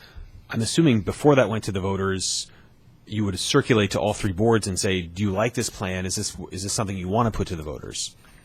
I don't believe any vote can occur without the council deciding to move this forward, to move the plan forward. Okay. So, And that would be, you're saying 12 to 18 months down the road. Okay. That's what the consultant is saying. It'd take another 12 to 18 months to develop the plan. And just because I have you here, I want to ask a question. So a couple of people have said to me, there's public comments that have been made about things that the consultant said during RFA meetings, which appear to be a little bit at odds with, because as I read the RFA planning document, I would say it wasn't like a hardcore endorsement of the idea of an RFA. It kind of said, like, on balance, I see the benefits of this, but it wasn't something that, at least as I read it, it wasn't a, hey, this is a no-brainer, slam dunk, everybody should be jumping on board and doing this. Did you get the sense that there was some dissonance or distance? And I won't invite anybody because it's not my floor and it's been yielded to me, but I would be interested if the committee members want to weigh in on this later. Did you get the sense that there was a dissonance between what the consultant was saying at the meetings versus what he put into his report, that the report was more conservative and he was more optimistic at the meetings? Or is that, are the reports that are coming back to me erroneous? I would say that on March 19th, when the consultant delivered his report, that's what he backed. And he backed that there were 4 options they looked at, from remaining status quo to contracting to an RFA to annexing into a fire district. And he said that it was the RFA that the consultant said was the option to move forward with, out of the 3 other options. So I don't know of any language that he downplayed or upplayed one option over another. The consultant supported the RFA process. I think it's fair to reapproach that and turn the floor back over to Councilmember Sandberg. We kind of went off. Thank you very much for your indulgence. So I'm sure that, going forward with the RFA plan, the implementation plan, figuring out, what structure and staffing is going to, what the organizational structure is going to look like, what the staffing is going to look like, is really important. However, people for the most part are happy with their service. And so for them, those kind of details aren't as important as how much is it going to cost me. And that's why I continue to try and get a handle on that. So when someone says to me, do you support an RFA? And I can say, well, I support moving forward with the implementation phase, because that's what the next phase would be. Is that correct? The implementation phase or the planning phase? I get them all mixed up. It's confusing. I can tell somebody unequivocally that for a $350,000 home, you're paying this now, and under an RFA, you will pay this other amount. And I still don't feel like I have arrived at that information. So is that something that staff can provide in a table that? We can. I would say it's already been provided to you. You just have to agree with the assumptions that are made, particularly in regards to the property tax levy that the council will continue to collect after an RFA is formed. If you agree with those assumptions, or if you agree those are an approximate value of what it might be, even though the council hasn't taken that up yet, you can certainly arrive at a number of what residents would continue to pay for property taxes, and then you can also arrive at a number based on what the RFA study is projecting to cost RFA residents and businesses. And so I understand the cost of an RFA to a single-family homeowner, for example, would be that $1 per thousand assessed value. Correct. But then there's the fire benefit charge, Correct. Which would be, does that always come out to being 50 cents per thousand for a single-family structure? I mean, I guess that's what I would like more information on, is what that fire benefit charge is at the outset of an RFA, and how that fire benefit charge changes over time as well, because people understand that hard number of $1 per thousand. There is information about the benefit charge in the study itself, but you'd have to extract out what that would mean towards any particular Bothell business or any particular Bothell household. And is that something staff can do for us to extract that out and let us know? I believe we can, again, based on a certain level of assumption, that we can provide that. Because I mean, I understand what you've said here is that, for the capital buy-in, that's going to be 17.8 cents per thousand. Mm-hmm. I get that. I understand that, and but I'm Right, it's still, just the benefit charge component that you're interested in knowing more right, about. the benefit Yep. charge Mhm. component, and then understanding if this is what we pay now, based on our assumptions, what would we pay as a single-family property owner, as a business owner, as And you may also want to look, not to complicate the matter even further, but we provided information to the council, and it's in this agenda packet as well, as to what additional funding we should be providing for our fire services. So you can look really at an apples-to-apples comparison. Not necessarily what we're funding today, but what likely might we have to be funding to keep our fire department running into the future. Okay, that's all the questions I have. Great, thank you, Tris. Others? Councilmember Agnew, that's right. I'm going to try to explain this the best way I know how. When the ECI report came back and said we had 4 viable options, one was an annexation. We could annex into Woodinville Fire Department and be Woodinville Fire Department. We'd lose control of the Bothell Fire Department. We'd lose control of our assets here. We could form an RFA, and that was the overall consensus of the SCI, that was the most viable option. We could be status quo and do nothing. And I think the chief brought some numbers that were fairly daunting to us about 6 months ago, where he said if we wanted to maintain our status quo, it would probably cost us about $20 million over the next 5 years. Build a South End station, increase our stations, increase some personnel. So what do we want to do here? Do we want to have control over the fire department in the future? And if we do, then our options are moderately limited. These are going to be tough decisions. They're going to be tough questions that are going to be asked by the citizens. How much do we decrease the taxes? Because the reality of it is we're going to have an option to decrease taxes to the citizens if we go to an RFA. Unfortunately, the citizens are going to actually pay more because they're going to have to pay the dollar and on the assessed value plus a benefit service charge. So they're going to get that on top of what they pay now. Now, how much can we decrease their taxes is a big question. Can we decrease their taxes enough to where it makes financial sense for them to do this? I basically want what's best for the citizens. That's what I'm supposed to be here for. I'm also a retired firefighter, and I want what's best for the firefighters. I know that we've been pretty lean lately. The chief brought up some numbers about training, and he'd like to see some more funding in training. Well, how much more funding does he want? $157,000 this year and $159,000 this year and $157,000 in 2017. So we'd have to look at that because nobody's even addressed those numbers. So we're looking at a whole lot of numbers here. I think what we need to do is we need to be as Deputy Mayor Spivey would say, do our due diligence and get into the book, read the book. If we have questions, ask people that are knowledgeable in this. Have staff come back with as much information as they can possibly come back with. Have our chief come back with as much information as he can. Have Tammy come back with as much information as she can. You know, there's a whole lot of options on how to pay if we pay the $7.5 million over the 5 years. We're going to have a net savings of $8 million if we just continue to take that revenue in. I don't know if we have an opportunity to negotiate that down by saying, well, we'll pay it in 1 to 2 years instead of over 5 years. I have no idea. The city manager can deal with that.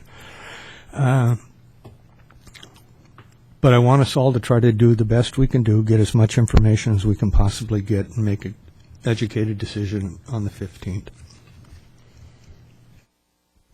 Thank you, Councilmember Graham. Looks like you're leaning forward. So I received an email, I think all of us did, from the fire chief, on the RFA, and I had some questions because I attended the RFA committee meeting, and I'm still at a bit of a loss here on some of the answers. So I'd like to know. So in the table, so I did ask because an equity issue came up while I was at the RFA meeting, and they said, Bothell is receiving a lot of fire service from surrounding jurisdictions, and I believe the table you provided me does agree with that statement. Is that the case, where we are receiving more than we are providing other jurisdictions around us for fire calls? But you caveated it and said, mid-2013, we agreed with everybody that we would send the closest unit. So can you kind of explain a little bit behind that? Yeah, when we negotiated with the North Shore Fire Department, when the South End annexation portion of North Shore came in, one of the stipulations was that they wanted the closest unit still to respond so that the customers received the better of service. It may have taken us a little bit longer to get there from our downtown fire station. We've also erased the borders between Woodinville and Bothell, so the closest unit has been responding, and this has been advantageous. So with that, I provided you some totals from 2013 through August 13th of this year, and if you were to take all those numbers and put them together, we have benefited 552 times from this closest unit response. So other units have come in and helped serve the city 552 times. So we're to the plus. You saw at the bottom of that with Snohomish 1 and Snohomish District 7 that we were actually going into their area more than they were coming into our area. But for Kirkland, Woodinville, and North Shore, we are definitely receiving the benefit of having the closest unit respond, and the customers are receiving a better level of service with that agreement. And is that contentious?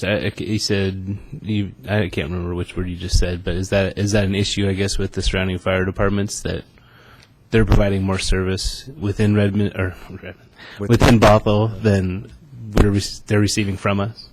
I've never received anything formal from any of the fire districts saying that you owe us. Okay. And then so the big question is, and so $7.5 million. So you have a table in here. The question 3, it says there's 3 models, 3 cases or examples looked at by the RFA Finance Subcommittee, and it says that $2.8 million city cash contribution just right out of the gate. All 3 cases, we're giving them that. That's correct. And then on top of that, it's 7. So I guess I have one question there, but I don't want to stop. But I do want to know where that that's going to come from. But then the next question is, in 2 of the 3 cases, there was no $7.5 million transferred over 5 years, and the mill rate doesn't seem to be all that largely different. So I'm just curious to why would we want to go with case 3? I mean, it's $7.5 more million on top of the $2.8 million we need to contribute. Why would we agree to that? If you look at question 2, the answer, and you see that there were $2.8 million provided by Bothell, North Shore was 11.2, Woodinville was 10.5. There is a perceived inequity that the districts are putting more money, more cash on the table than what the city is, and that's been hard for the districts. And so with that $7.5 million, it brings us up close to parity, and they would feel more comfortable under that scenario. The other advantage that I think they would tell you is if Bothell came up with $7.5 million, they'd be able to lower the mill rate to $1.45 rather than $1.50. And that could be a selling point to the community, especially for the districts, because both of them are paying about $1.50 right now for their fire service. So if they get to pay $1.45 under an RFA, that's a selling point. And so I think that comes to the equation also. So we have a reserve that we operate with. When we always have an operating reserve, I should say. What percentage of that could we, once you got rid of, let's call it 25% of the city staff and function with the fire department, how much should we have in reserve to keep our operating reserve at? What's our goal right now? Is it 8% or 10%? The 2.8 in the study represented the 15% of the reserve that we would send over along with based on fire department expenses. Now would be supported by an RFA. So that's where the 2.8 million would just come from. Exactly. Okay. That was our amount of, yes. So I think I need to go back and read the whole consultant proposal again. It's been some time, but for me, I look at this and it's a tax increase, and it's a substantial tax increase, and it's a matter of, does the city give up its property tax or not? The tax levy that the city collects, and I understand that we do have in the plan that we would have a stabilization amount that we would not give up, just because property tax is the only tax that we get that isn't dependent on the economy. So real estate excise tax, sales tax, they ebb and flow with the economy. So I just have a lot of concern about just saying, okay, we'll just not do property tax anymore, and we'll hold this little bit aside just so we can buffer out the economic downturns. But I have a lot of concern about losing the property tax for the city. The other part of that too is that I'm kind of surprised that our fire department hasn't been well funded. And I think that's a big, huge problem that we should address. I mean, it's been our number one priority in budgeting for some time. But I don't know if I'm ready to just say, okay, well, let's get rid of the fire department because of it. I think that's something we should address, regardless of an RFA or not, and that means a tax increase as well. So, where am I going with this? I have some angst about losing the fire department from the city. I think the fire department is, and I am a public works employee, but I think the fire department is one of the better departments of a city. It's people love firefighters, and having that be gone from the city as a service, as part of what we are and what we're providing as a local government, I think is a mistake.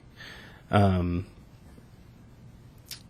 I'm not saying I'm opposed to an RFA. I'm just I have some issues with it. I don't really see why, for the tax increase, what the public's going to get. So I think we could do it for less of a tax increase and make the fire department whole within the city. I'd like to look at the other options of annexation to expand our fire department. I understand the size of our fire departments, not as efficient as larger. If it gets too big, it gets inefficient again, but we're at a size that isn't exactly the most efficient. So I'm not opposed to making this fire department larger, but I would rather not see it leave the city. So that's it. That's where I'm at. Great, thank you.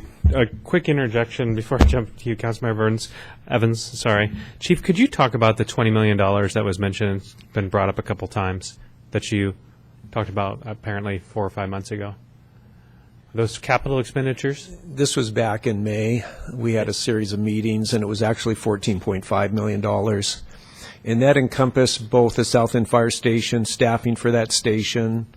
It increased some equipment that we have had some needs for, training, brought us up to I believe, a 4-year average of use for our overtime budget. And so there were a series of things that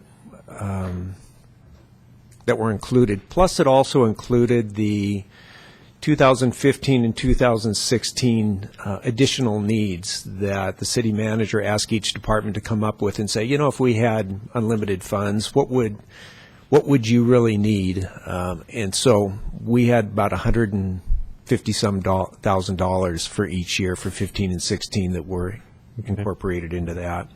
So it was a total of $14.5 million. Granted, some of that with the additional staffing. We had COLA increases built in each year. It was a 5-year projection, and that was basically it. I'll ask Director Shackman if she remembers anything else. Well, Mayor, what I'd point the council to is May 19th is the packet that I included in the agenda bill. If you look at the table, that has all those additional expenses that the chief just referred to. So it's sort of the bottom half of that table. But the capital expenditures, South End Station, how much is that? Well, you can see there on that, I don't know if you're on that table, it's on page 142 of 200 in the agenda packet. South End Station, first year, 0.75, 0.72, 0.68, 0.64 per 1,000 assessed valuation. Mayor? That's, yeah. Can I just chime in real quick? So the RFA, we're not going to get a South End fire station. That's why I'm wondering why we're including $14.5 million, because I've now heard very passionate, even though for 10 years I heard that we needed a South End Station. Then with the RFA, now all of a sudden the argument is we don't need a South End Station. So why is the argument that we need $14.5 million? Part of that is a South End Station if it's not needed now. Well, there's some confusion in the feasibility study. On page 118, I believe, the optimum model for fire stations has 2 fire stations south of the Sammamish Slough.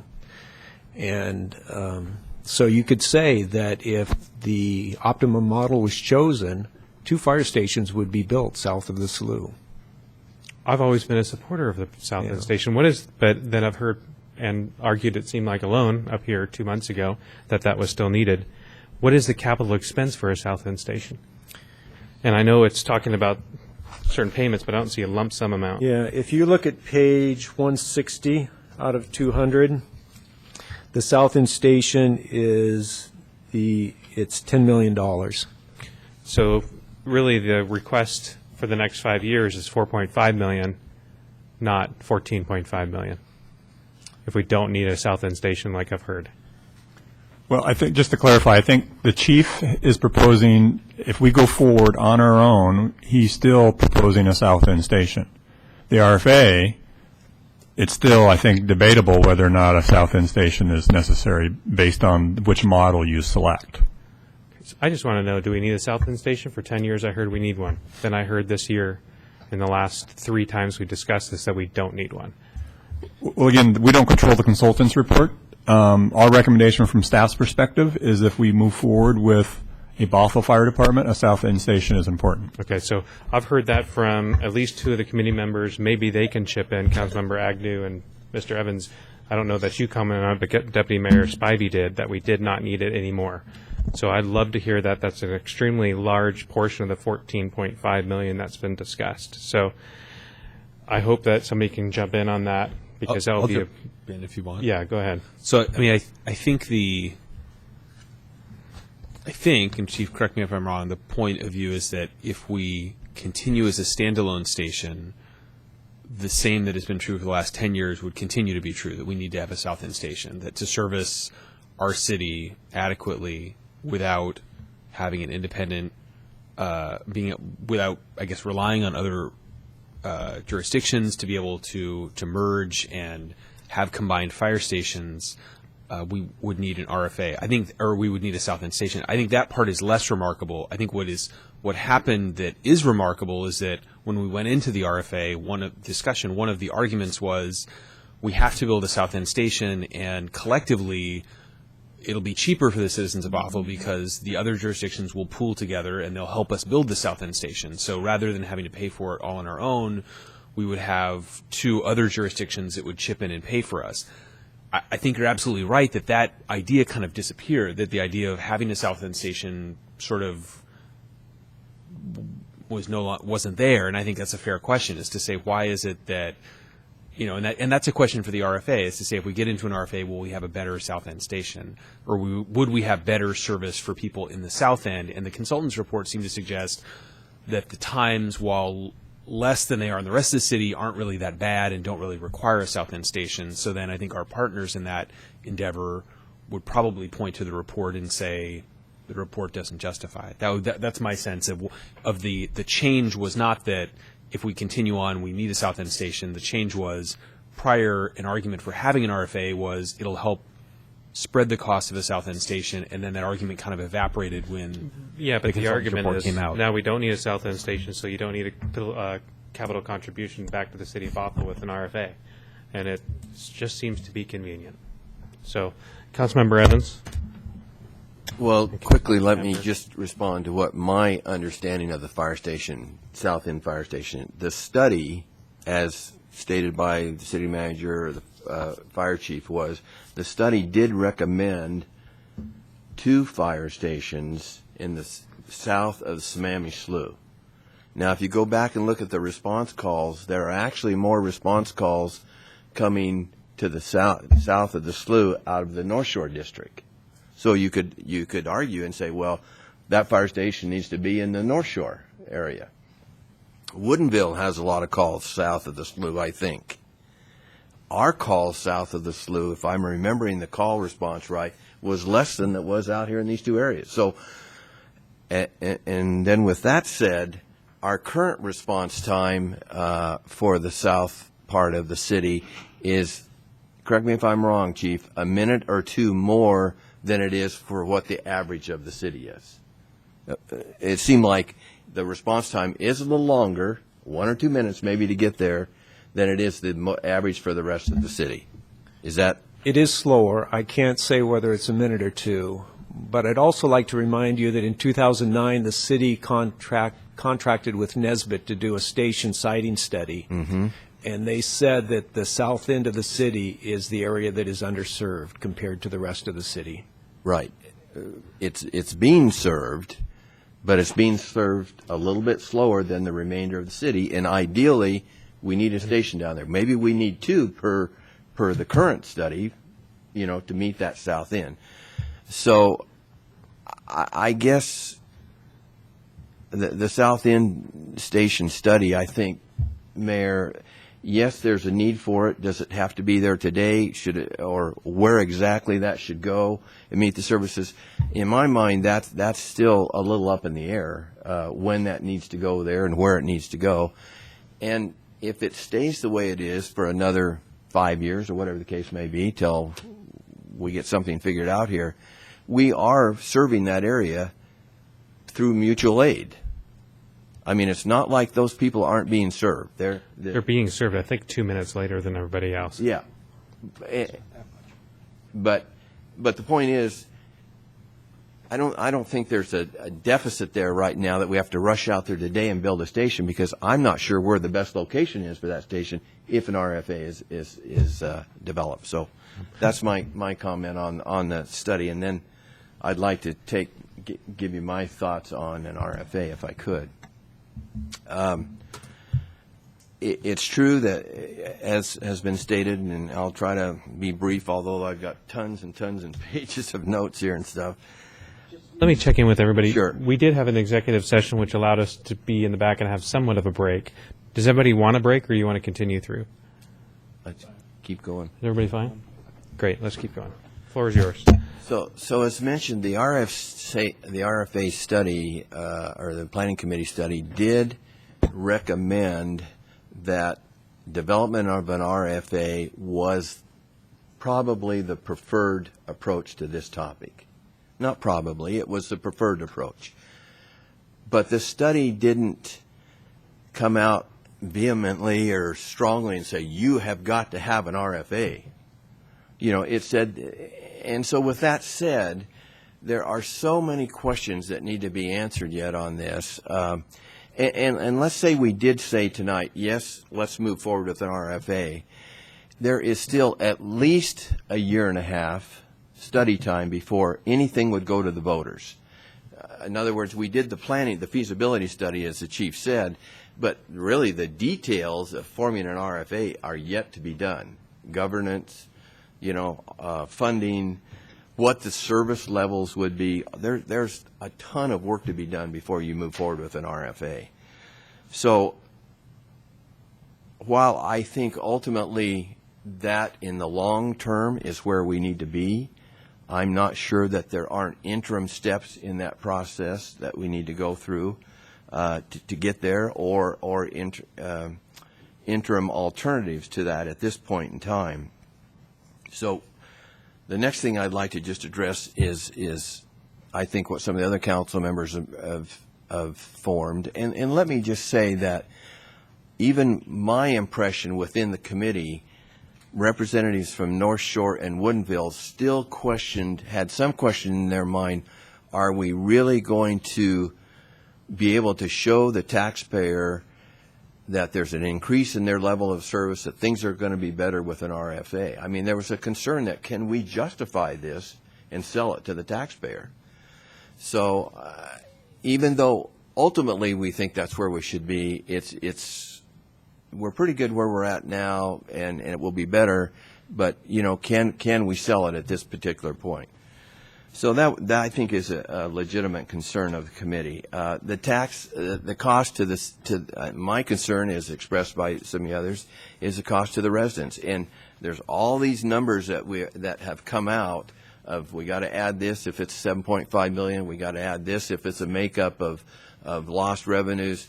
I'll be honest, I'm struggling to get through all those numbers, and I think for the citizens, we need to clearly state, here's what our best estimate would be of what your taxes would be if an RFA was formed, if it stayed with the city and we had to come up with additional revenue to support our increased cost of fire. Today I can't tell the residents what it's going to be, because there's so many different approaches, and somehow I think we need to really refine those numbers, that I could hand that to a resident and say, okay, here's what it would cost you to have an RFA. We can provide that, and I think it's the three components that you just addressed, the lost revenue, the revenue stabilization, and then the joining fee. Those can easily be converted into a property tax levy amount. But the only question is, will council want to add anything more? That's a question I can't answer for you, right, but I can certainly give you those numbers, and you already have them for those three components. Right. It might be more difficult to determine what ultimately the RFA fee would be charged. All we know now is what's in the consultant report, right, which is $1, and then a 50-cent benefit charge. And 50 cents. But I think we also need in those numbers, those three numbers, we need to decide what we're going to keep. How is that going to affect my bottom line of how much I pay in taxes? That all needs to be, we need to have that discussion on the council. So again, that the residents know, as best as we can estimate at this time, this is what your taxes would be on a $300,000 home. Right, and again, we can give those to you for the three components, but until you determine if you want to keep more property tax, we'll never arrive at a number. So, and we have not had that discussion, and we need to have that discussion. Would you like to hear a little bit from Tammy right now? A little bit? Sure. Great. Thanks, Bill.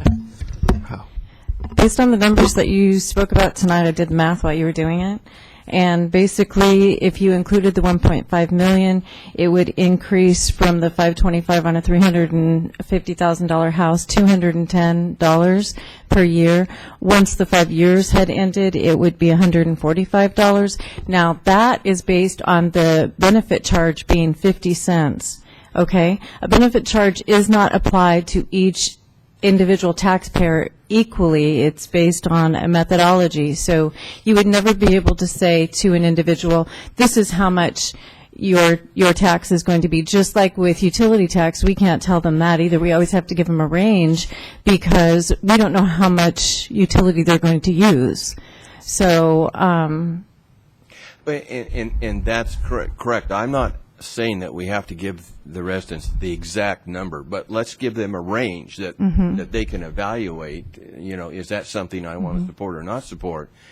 And I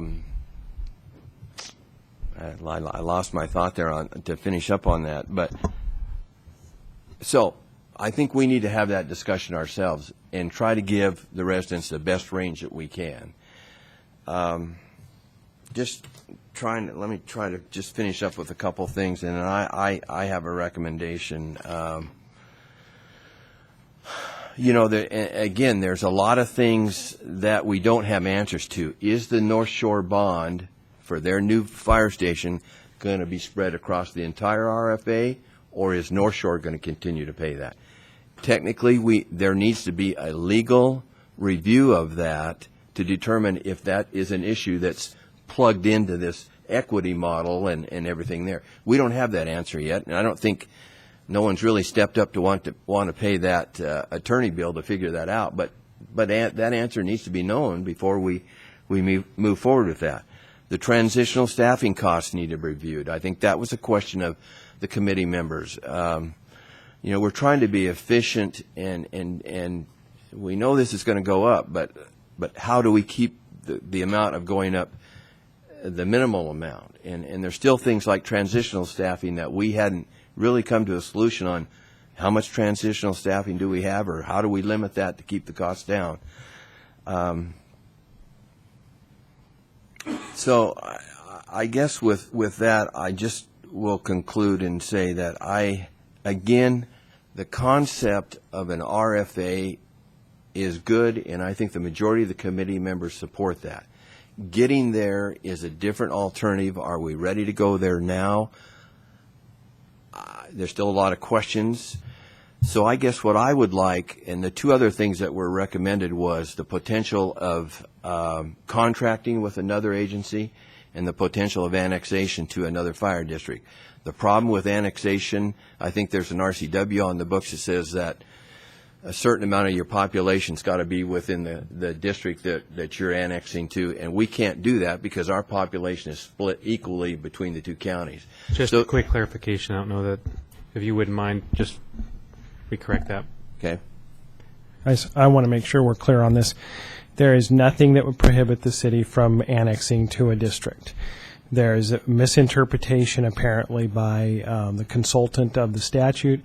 Okay. There's a secondary provision of the statute that was written specifically to apply to a particular situation, particular city, but it's a secondary provision that was put in place for just that one instance. The main provision for annexation allows annexation by the city to a district. Okay, without any provision as to how population or anything like that. You just have to be under 300,000 in population. Because that was what was explained to the committee, that there was a limitation on population. I'm glad I believe that to be a misunderstanding of the statute. So annexation. Mr. Mayor, if I make a point of order, I think we need to extend our meeting, and I would, with your permission, Councilmember Evans, I'd move to extend to 9:30. Second. I'd second. There's a motion and a second by Councilmember Sandberg. Any discussion? Seeing none, all in favor say aye. Aye. Any opposed? No. Thank you. So, Mayor, I'll just conclude with, I think there's two other alternatives that we really need to consider, because I think getting to an RFA right now, while it's a good step, it's a huge step, and I'm not sure we're ready to go there yet. I'm not sure that we're ready to that we can sell that to the population. And again, I'm concerned back to the Bothell residents of what that cost is going to be, and I'd like to get a range of what that might be. So I would like, if it's possible, for staff to give us a consideration of one, contracting with another agency as an interim step to getting to an RFA. Let's try that for 5 years, see what that cost is. Or we get a proposal from a fire district of what it would cost us to contract with them. We can evaluate that number right there. Then we know what that cost is and how we can budget for that, and whatever the case may be. And then also the idea of an annexation into a fire district is something that I think should be considered, because I think those two alternatives may be a smaller step initially to take, with eventually at some point taking that larger step to an RFA. I'm just concerned about the cost right now of an RFA, and without taking a smaller bite at this point. Great. I'm seeing a few people seeing signs that we'll open up for a second round. Councilmember Sandberg was before you. Councilmember Agnew, you're next. Speaking to the concept of the South End Fire Station and contracting or annexing, I agree with Councilmember Lamb's interpretation of what the ESCI study says and what the member agencies have agreed. I don't think that if we join an RFA, no matter what our capital buy-in is, we're going to get a South End Fire Station. So if the South End Fire Station is important to council, and I don't want to get into the details of what study says it's needed and another study says it's not. If the South End Fire Station is important, then we would be better served potentially thinking about annexation or contracting with another agency, because Kirkland has a fire department, I believe, their own city fire department. You know, they have expressed, at least a council member expressed to me the interest of, you know, we would love to have a fire station, a north end fire station for us, and which would be a south end fire station for you. And so instead of us looking at the cost of, you know, $10 million to build a new fire station, we could be cost sharing that with an agency that we're already getting mutual aid from. So I think it would be interesting to see if Kirkland has an identified need that would fit both of ours. I just wanted to state that if a South End fire station is important to this council, then we're not going to get it with an RFA, or at least an RFA with these partners. Yes. If I could just briefly respond to that, what the committee thought about that. When we brought the issue to the committee of $7.5 million over 10 years in a condition at the South End study, they didn't care for that at all. They weren't going to accept that. So, but then the discussion was, if an RFA was formed and all the stations and all the area of the RFA went into an RFA, it would be reasonable to think that the RFA is going to look at that area and say, okay, we now have an RFA, we now have a budget, we now have capital facilities. Where is the best location for stations? And they very well could say, the RFA could say, yeah, let's. It seems like the South End is where we want to build the station, and let's talk to Kirkland about doing something jointly. So I don't think that was the committee didn't want to condition, you know, the Bothell approval on the station, but certainly that would be an issue that would be taken up as a bigger part of the RFA once it was formed. And I don't disagree with that, but as a ratepayer, if I was thinking about, joining an RFA and now, you know, years down the line, we're going to do a station optimization plan and move a bunch of stations around, that's not really palatable to me as a ratepayer, because moving stations around in my simple tax-paying mind means a lot more money. So to me, that wouldn't be a selling point. And that was discussed, but in reality, the study says there's not a lot to be gained by moving stations around. Okay. Our stations are in pretty good locations right now. Anything else? Councilmember Agnew, then Councilmember Lamb. When the city comes back and talks about annexations and fee-for-service or contract for service, could you also enlighten us as to whether we'd have any control into our fire department? Because at that point in time, I think if we annex into Woodinville Fire Department, we become the Woodinville Fire Department. If we do a fee-for-service with the North Shore Fire Department, the North Shore Fire Department is going to be running. So I'd like to have some control over our fire department. You know, we're all talking about the South End Station, and there's probably nobody on this dais that wants one more than I do, since I live in that area. But all I can tell you is at the last RFA meeting, the last thing I said to the committee, and there was a talk about decreasing the funds from $1.50, which was $1 on the assessed value and 50 cents on the benefit service charge, decreasing it to $1.46. And I came back and I said, why don't we keep it at $1.50? We keep it at $1.50 within 5 years to 7 years, we can build a fire station in the South End. And that's still on my mind, and I'm still going to push for that. And I think it is a viable option. But, you know, there's, as Councilmember Evans said, there's a lot of work that has to be done here, and the chief said the same thing. We're still going to, I'd like us to have some control over this entity. And that's important to me, and it may not be important to other people, but it is important to me. Thank you. Thank you, Councilmember Lamb. So I agree with Councilmember Agnew. I think that the idea, I mean, our city was formed well over 100 years ago because we had a large fire in downtown Bothell. And that was why Bothell became a city, is because we wanted to have a city fire department. And I think the danger of contracting for service, I mean, not just for nostalgic reasons, but if you contract out, the problem is normally when you contract for a service, You have the option of doing something else. When you contract and somebody else gets your fire department, how you get out of that arrangement is much more complicated. And a lot of times you can come in at a very good rate, but you do lose control. And I think that's concerning. I think that having this body not have any governance control over the level of service that our citizens have is concerning to me. I think the key issue with an RFA is what do people get? What would our citizens get for what they're going to pay? And I think there's probably a good argument to be made that says the cost of these services are going up, and whether we have a standalone station putting aside the whole South Etna issue or we go into an RFA, how do we pay for that? Is it better to do that in an RFA, or is it better to do that alone? But I think that we need to have some sense from an RFA, if that is the direction we're going to go. And I agree, I think the consultant's report does recommend that, what we as a city would get back. And so I think I certainly understand the other jurisdictions' point of view of saying you have to have a fixed level, we don't want to have a disparity in the capital. I'm a little peeved at the fact that that's so that they could sell to their own residents. It was a tax cut as opposed to, and that's why they want us to make a little buy-in. I think the equity argument probably has more salience. But I think we need to say, when we put in money, what is coming back to us? Because as a city, we've made difficult decisions. We upgraded our public works facility.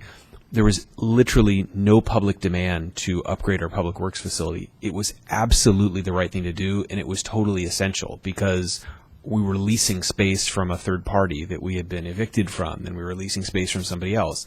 That was a great investment by our citizens, a great investment by our city, but there was no public demand for it. Nobody was clamoring or storming the barricades saying, you need to do this. Similarly, with our fire department, I think our fire department needs some investment. There isn't a huge. I think people are pretty happy with their fire service. That doesn't mean that we don't need to make an investment. I think it just means that we need to connect the dots with the citizens as to what are some of those investments we need to put into it. I'm very concerned about the response times in the South End. I think it's conceivable that in an RFA you could have new stations built either in North Shore or Woodinville that would address that. The issue really is not would it physically be present in South Bothell, but would the people who live in South Bothell get better service? And I think that's important. If the answer to that question is no, then I think the argument for an RFA gets a lot more difficult. I do think it's important, and I know Councilmember Agnew's made this point a couple times. We're negotiating with other parties. We're negotiating with other elected officials, and I don't think we want to. There are a ton of questions. There's a ton of moving parts. I don't think we want to step away from this lightly. I think we want to take them seriously. I think they're good partners. A lot of the alternatives that are being floated are ones where we're going to have to turn to these people and negotiate with them and talk to them. So I think it's important to do that.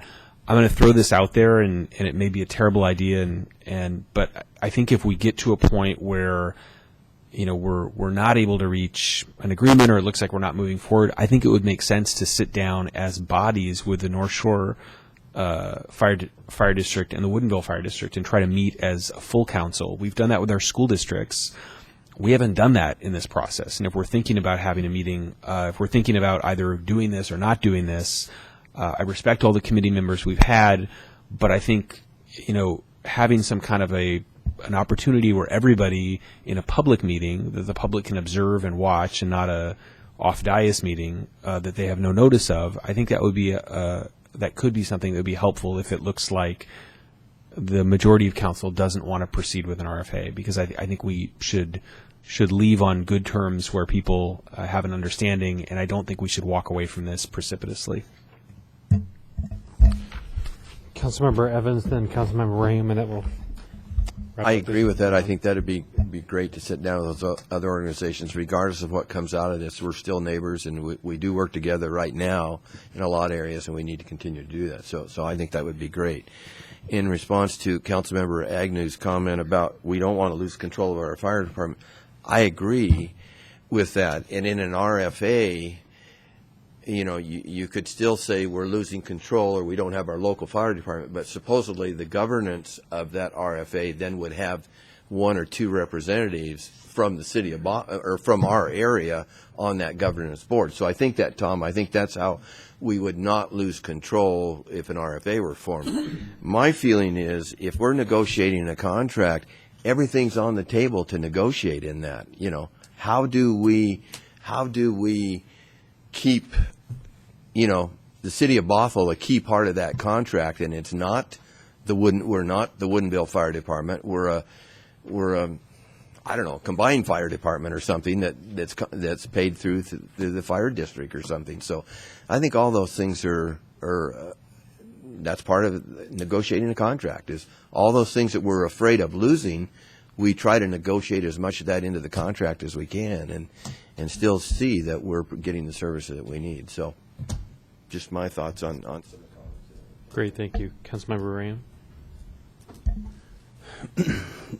So to pile on with the controlling the fire department thing, the exploration of annexations as well as contracting, I was thinking the other way, where we would look to provide those services to those other districts and expand our operation and keep it within the city of Bothell. I think the city of Bothell is easily the biggest jurisdiction out of all jurisdictions we're working with. So it just seems odd to me that we'd be turning to them to say, oh, you know, Woodinville Fire, can you provide us services, instead of being the other way around. So I'd like to look at that as an option. And then just from the negotiating piece, one of the things that really was clear to me when I went to I'm planning to go to the RFA committee meetings from now on in the peanut gallery, but this isn't a negotiation. They made that abundantly clear, that this is either take it or leave it, Bothell. So, and I was disheartened by kind of the resolve of the other committee members, and I would agree. I'd like to have a full meeting of our council with them to try to figure out what has happened, because it seems to me the collaboration has kind of fallen apart, just from the sentiment and the. I guess I sensed frustration by all parties involved that we were trying to negotiate with them and they didn't want us to negotiate. They wanted us to either take it or leave it. So I think that's a great idea. And I also would just like to add that, like I said, annexations and contracting services, I don't see why we wouldn't be the service provider in those cases. I agree. Bothell is the best. Tom, you said 3 members would represent us? I think each party would be represented by 3 members, and they would be elected. And would those 3 members remain in the city of Bothell for 10 years or for the duration of the existence of the RFA? For the existence of the RFA. Okay. And then I stated 2 minutes slower. I remember so many different graphs and renderings that I've seen of the response circles of green around downtown city of Bothell, and it's always looked red around where I've been. Does anybody know our response times in regards to the South Wainita Valley? Okay. Councilmember Agnew? I don't know what the exact numbers are, but I can tell you one thing, that our response times, my neighbor had a cardiac arrest not more than a month ago, in the middle of the night, about 3:45 in the morning. My neighbor's wife was not off the phone when the first police officer showed up with a defibrillator in his hand and walked in to try to save the man. The engine company and the aid car and the medic unit showed up shortly thereafter.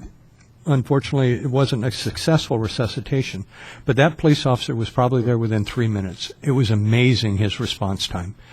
And with that defibrillator in his hand, he gave that gentleman all the chance he had. So that's one thing that we're not considering, is that we have the luxury of having our police department be part of those first responders. And they're doing an outstanding job. And the other entities don't have that. I now live in downtown for a short period of time, but it's amazing how many sirens went through over the last 2-3 days. A lot of work that's been going on. Oh, well, thank you, Bill. Next question I had, and back to the $14.5 million, how much of that is actually included in the capital facilities plan? None of it. So that's our planning document about looking toward the future, and I don't know why we have it as a fire department, as a council, if Nothing we that's- truly have a 5-year plan that we need this 14.5 is Just not. clarify, it's identified in there, but it's not funded. There's no secured funding That's what for I'm it. It's all- asking. What's identified? Yeah. Is the whole 14.5 identified? I can't remember what the amount is, but it's probably pretty close to that. Okay. Tammy Shackman? It would probably be a voted bond, just like the police building and the court building that we're in. And one more thing, the issue with the South Fire Station is not necessarily, although we've been talking about capital expenses, that's not the lion's share of a fire station, it's the operation of the fire station. It's the $2 million annually every year that gets contributed that you need to come up with to staff a fire station. Okay. So does this need to come back on September 15th? Unless council's waiting to provide direction now, you tell me when you'd like to have it come back. We're missing a committee member. And I understand you're going to be missing that same committee member for the 15th as well. Okay. Was anybody here prepared to make a decision this evening? Could we do it to bring it back when that council member will be available at the following meeting? Or is that the last meeting of the month? I also understand that there's a committee member gone next week. So, All those This is running- like a board all those game running of, for office. Make sure that you can attend these meetings. All right. Here. I guess we're asking if this gets discussed on the 15th again or whenever. What are we asking the staff to bring back to us? I would like to have a brief discussion of what contracting and or annexation, how that process would work through our staff. What would they have input on that, or what would be involved in that, I guess. So I don't know if they can come back with that information.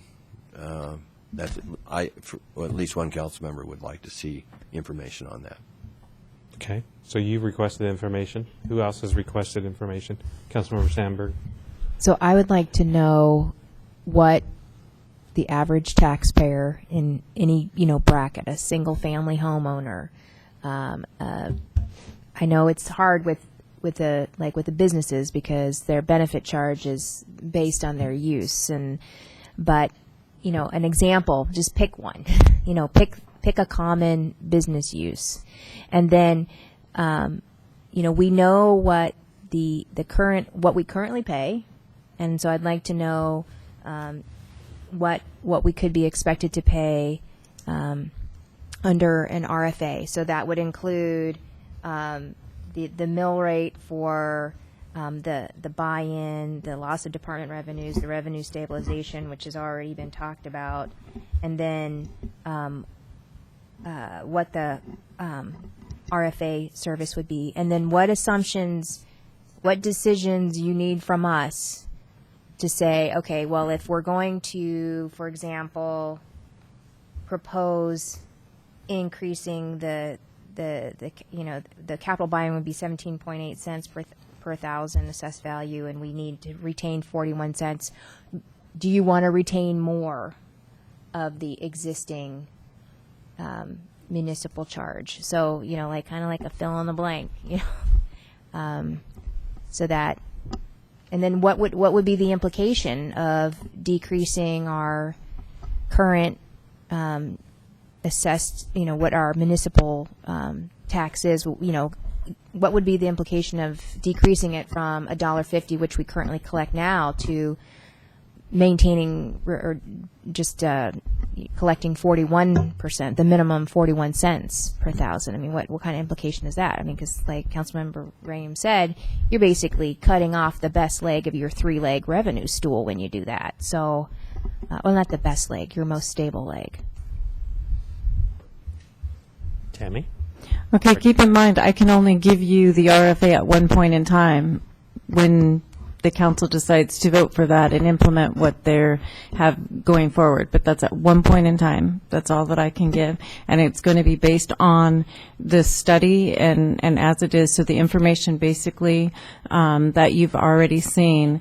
And as has been stated tonight multiple times, going through a planning stage, a lot of those assumptions are going to change once they really get down to the reality of it. And the benefit charge change or be different pretty drastically based on the size of an entity and that type of thing. So I'll just have to make assumptions and make sure that those assumptions are clear. Yes, Andy. Councilmember William. Could you look at what North Shore is charging right now for benefit charges by different commercial businesses and then residential? I think it's based on size, so maybe you can give us that. And I think there's also a Kent RFA that has a benefit charge that we could look at.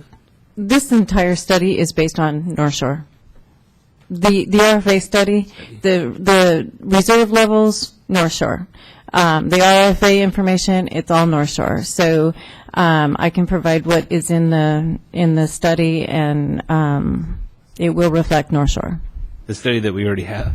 Yes. So I can just look it up myself. Is that what you're telling me? No, I'm telling you I can give it to you, but you're asking me about North Shore, and I'll be straight up with you. That whole study is based on North Shore. And it said Their reserve levels, yeah. It said like how much commercial property owners are paying for the benefit charge in the study? Or what their benefit charge is. The whole study is based on how North Shore is operating today. Pretty Just much. to be clear, the policies that the RFA are promoting are based on North Shore's policies. That's what she's saying. Okay. Not the actual data. That's what I think we're starving for here is we want to know, business owner A, you're going to be paying this kind of benefit charge on top of a dollar per AU. I can ask for some generic information from North Shore and a couple of entities and just not give a name. Okay. All right. We're going to have to extend if we don't jump on.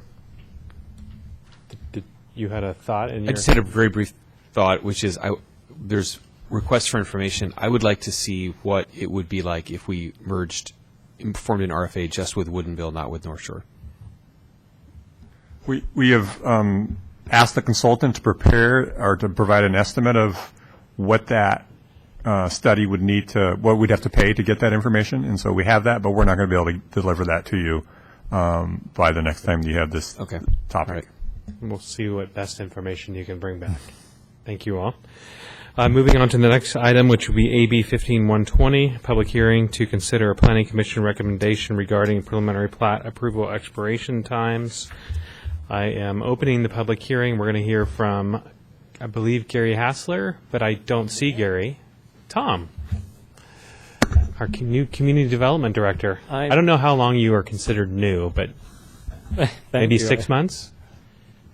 It's been 3 months. Yep. All right.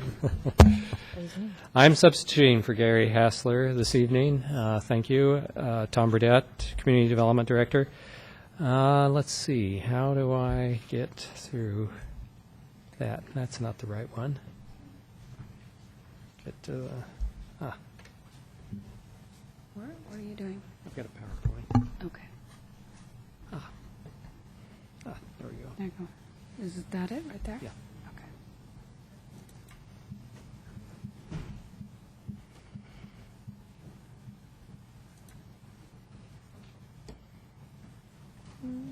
I don't know where you do your slideshow. That? I don't know. I usually do from the beginning. Okay. Yeah. Yeah.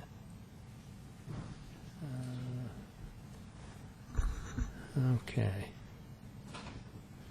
Well.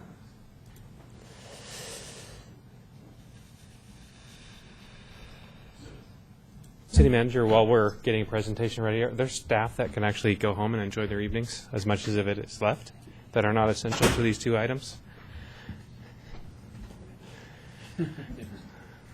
I leave that to your discretion, of course.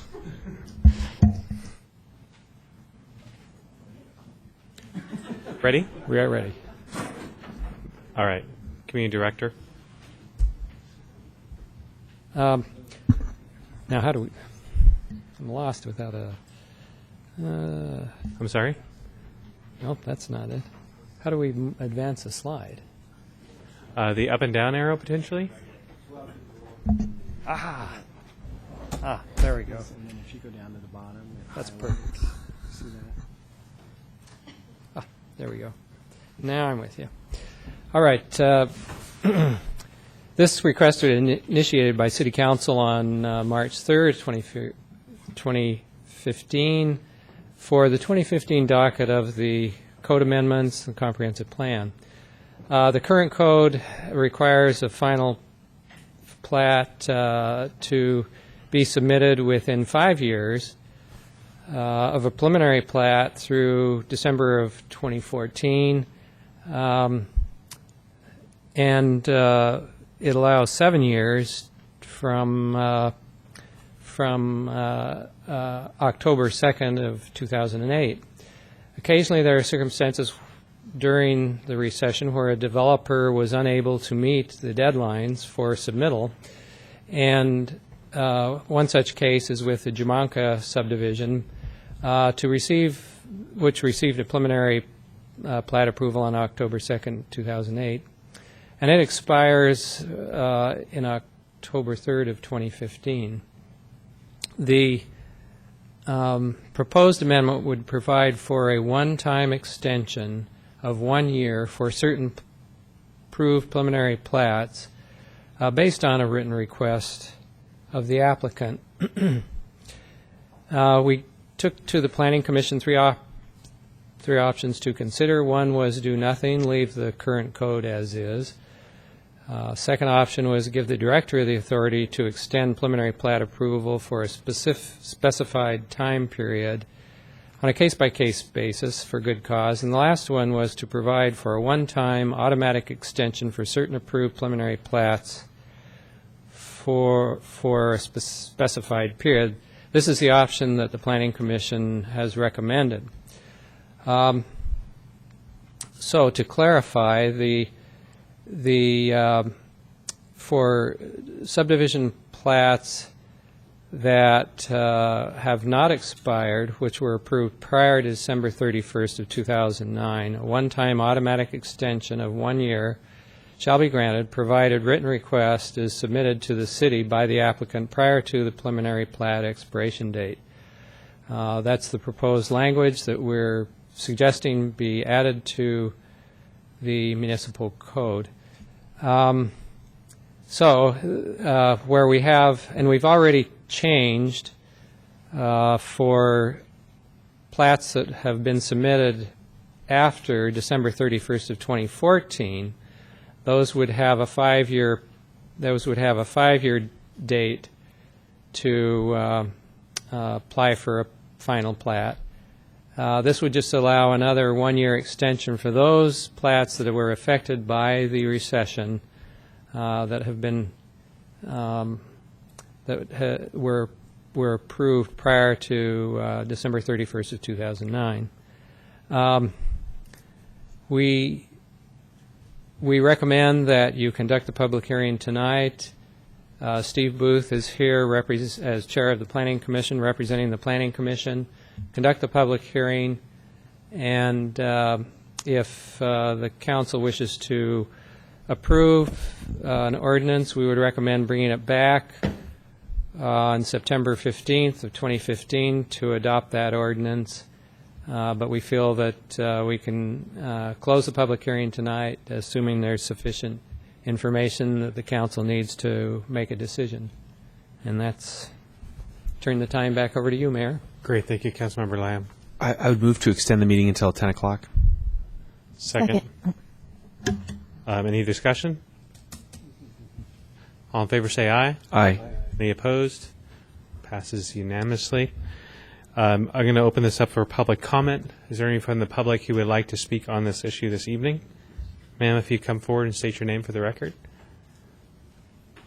My name is Maria Jumanca. Thank you for allowing me to speak tonight regarding our project Jumanca's plat. We are asking you to approve an extension of 1 year in order for us to finish this long journey, this project of developing our property. The main reason we are requesting more time is because our lack of experience. We are both nurses. We started this project not knowing what we're getting into. It was a very, we had a lot of support from the city.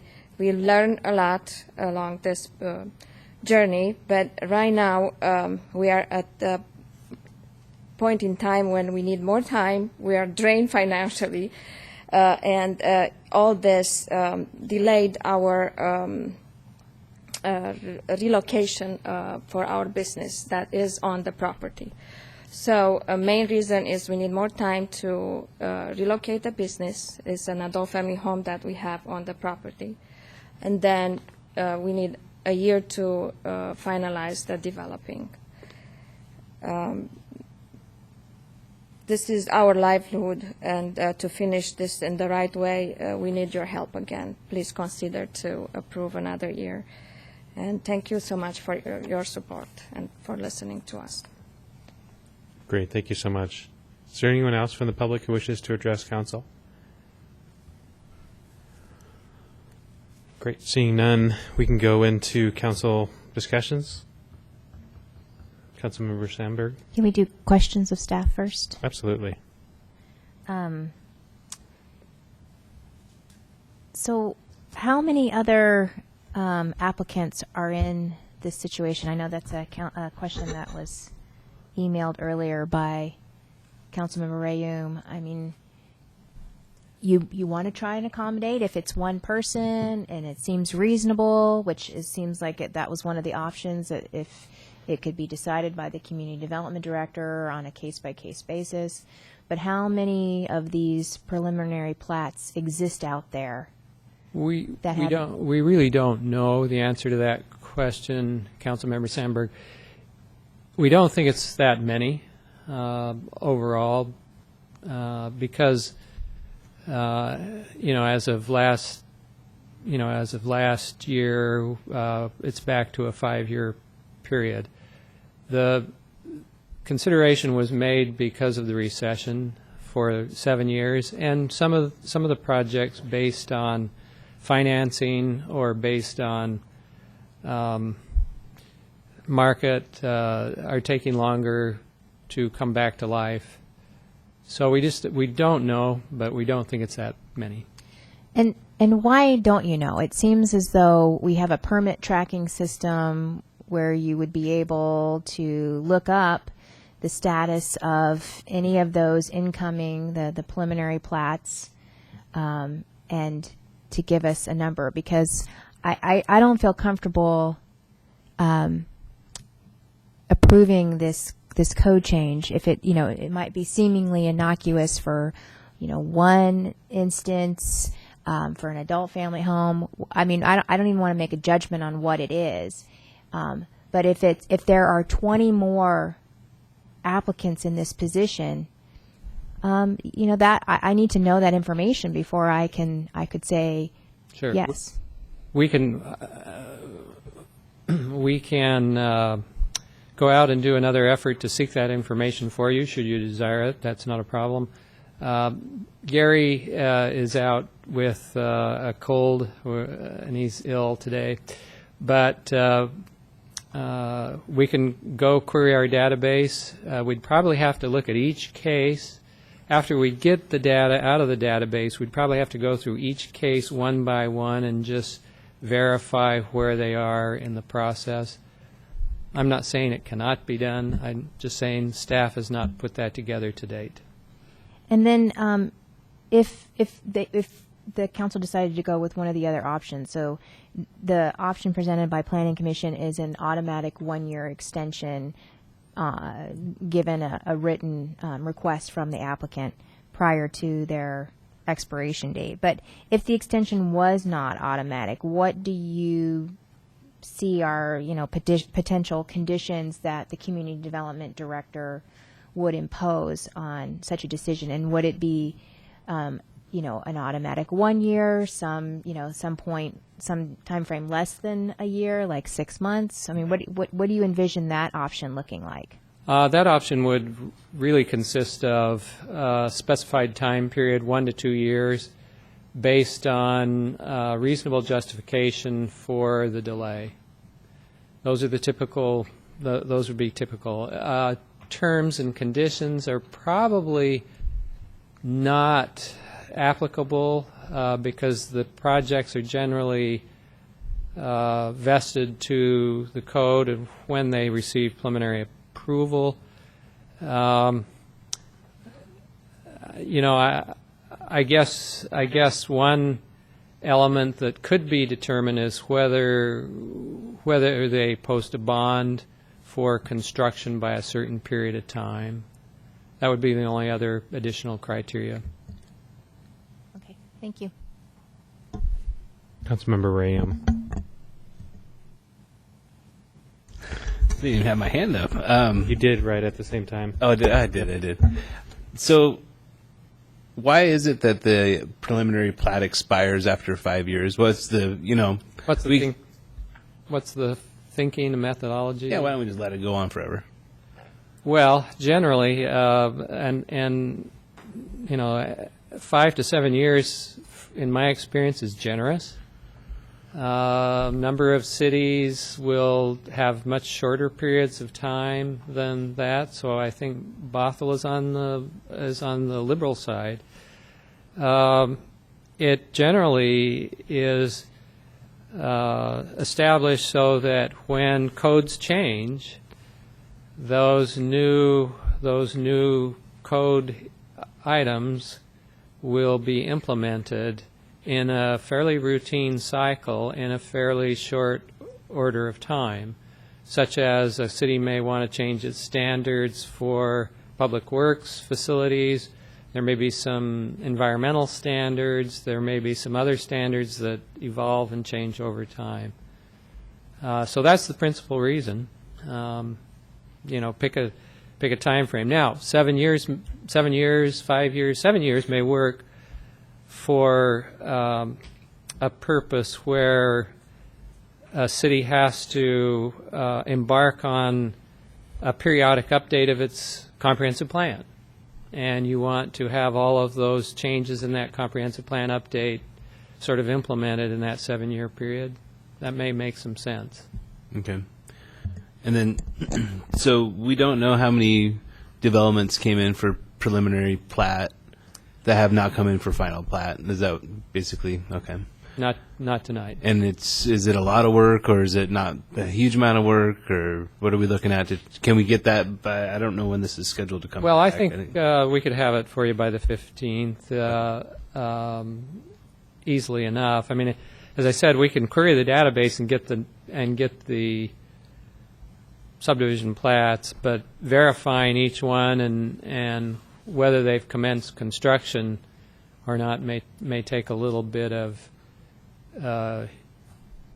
staff assistance to make a determination exactly where they are. But in other words, we can't just print out a list and say, here it is, count them up. I think you would like to have an accurate list of what kind of stage they're in the same stage as the Jamaica case or some other stage. Would it be a lot of work to actually have the address or the name of the? I guess the number would be nice, but it'd actually be probably more useful to know where or what address. Where, yeah, location, number of units. Yeah, that Sure. kind of thing. Yeah. Okay, thank you. Any other comments? I had one.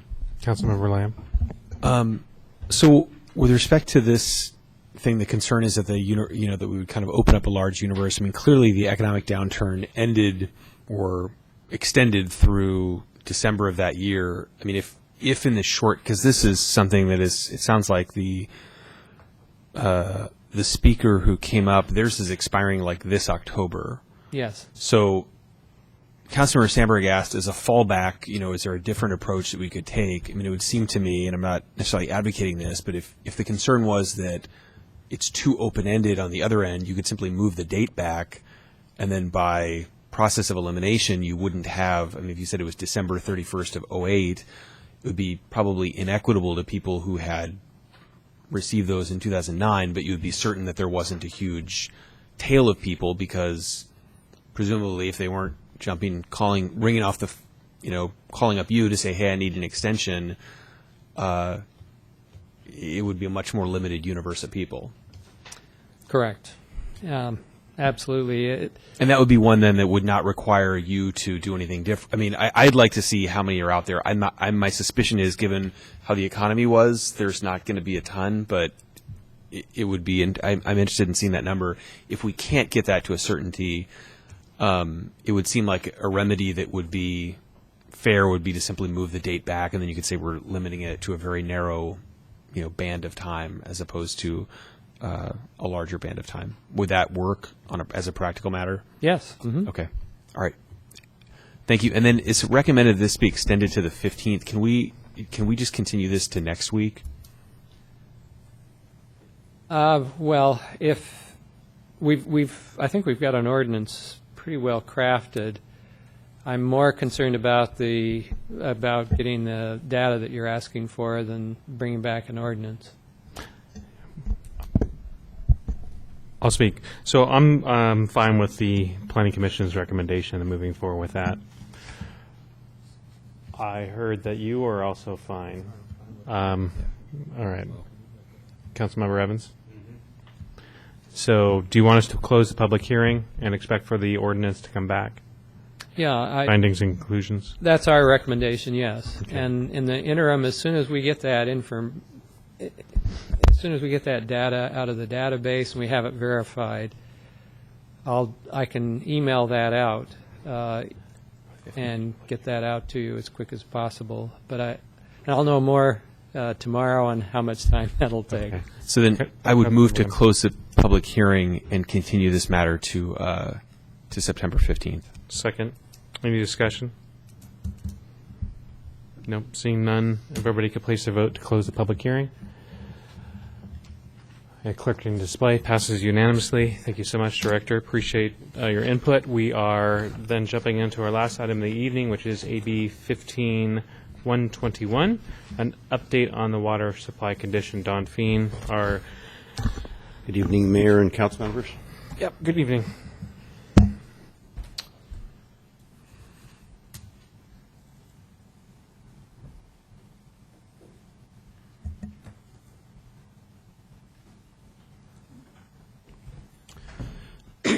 And on this rainy and cold night, I'm going to talk about droughts and water shortages. We are currently in the voluntary stage of the water shortage response plan. That was implemented in August 11th, 2015 by the 3 major cities supplying water to the Seattle region.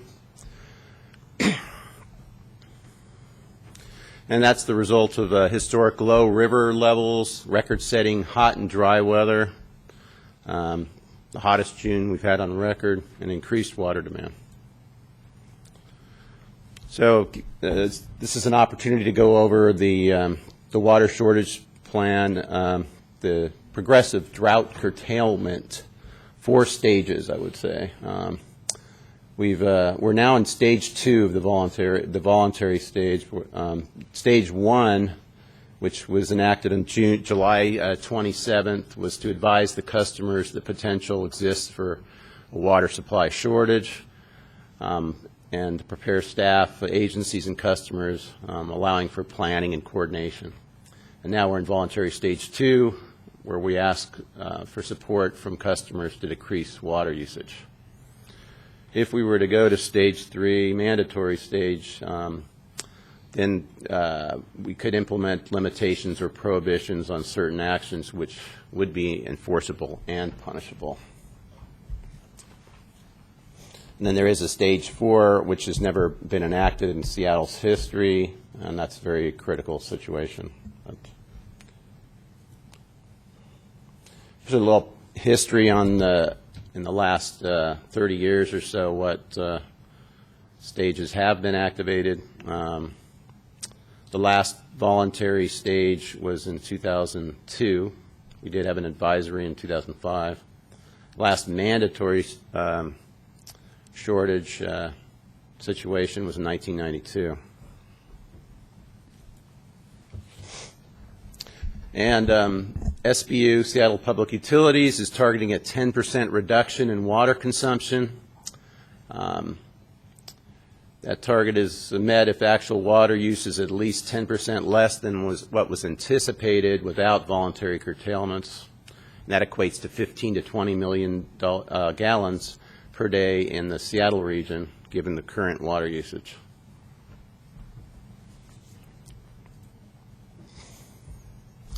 So our efforts in Bothell have included updating our water conservation webpage with water conservation tips. To search for that, you can go to you can search City of Bothell water conservation, and you can come to the webpage. We've posted voluntary reduction information on our social media, Facebook, I believe Twitter as well. Reviewed city activities and practices. We've reduced irrigation at our public facilities and right-of-ways. We've contacted our local news media, the Bothell Reporter, and staff has regularly been attending meetings regarding regional water supply and water conservation, and communicating with the regional providers as well. And the good news is, very latest on water supply from SPU. So in the first 2 weeks following August 11th, the region has collectively cut back on its water use by that 10%, hitting the goal set by the 3 utilities. And the latest news about the weekend storm and the rain we're having now has brought some significant rain to the region. It's been a modest increase in the amount of water stored in our water supply reservoirs, but not quite enough to return our supplies to normal levels. So we're, at this point, they're continuing to ask customers to reduce their water use. And briefly, some ways to do that. Outdoor tips: let your lawns go dormant and limit plant watering to twice a week. Water plants before 8 a.m., which is the best, or after 7 p.m. Wash vehicles at locations that recycle the water. Do only essential pressure washing. Minimize refilling swimming pools and hot tubs. Turn off water features. And a reminder that fall is the best time for planting. Indoor tips: reduce showering time, fix leaks, wash only full loads of laundry and dishes, turn off the tap while brushing your teeth or shaving, don't pre-rinse dishes, and if purchasing fixtures, equipment, choose water-efficient models. And commercial tips include encouraging reducing showering times at your facilities, serve water only on request, check for and fix leaks, wash only full loads of laundry and dishes, provide new towels only on request, and check cooling towers for overflow and excess of blowdown, and if purchasing fixtures, equipment, choose water-efficient models. And there's information at savingwater.org on all this. And with that, I'll wrap it up, and if there's any questions, I'd be glad to take them. Great. Thank you, Don, for the information. Anybody questions? Thank you very much. Don, why do they always make you go last? Yeah. Do you know? I agree with you. Thank you. All right. Thank you, Don. Anybody else? Anything for the good of the order? No. We are adjourned.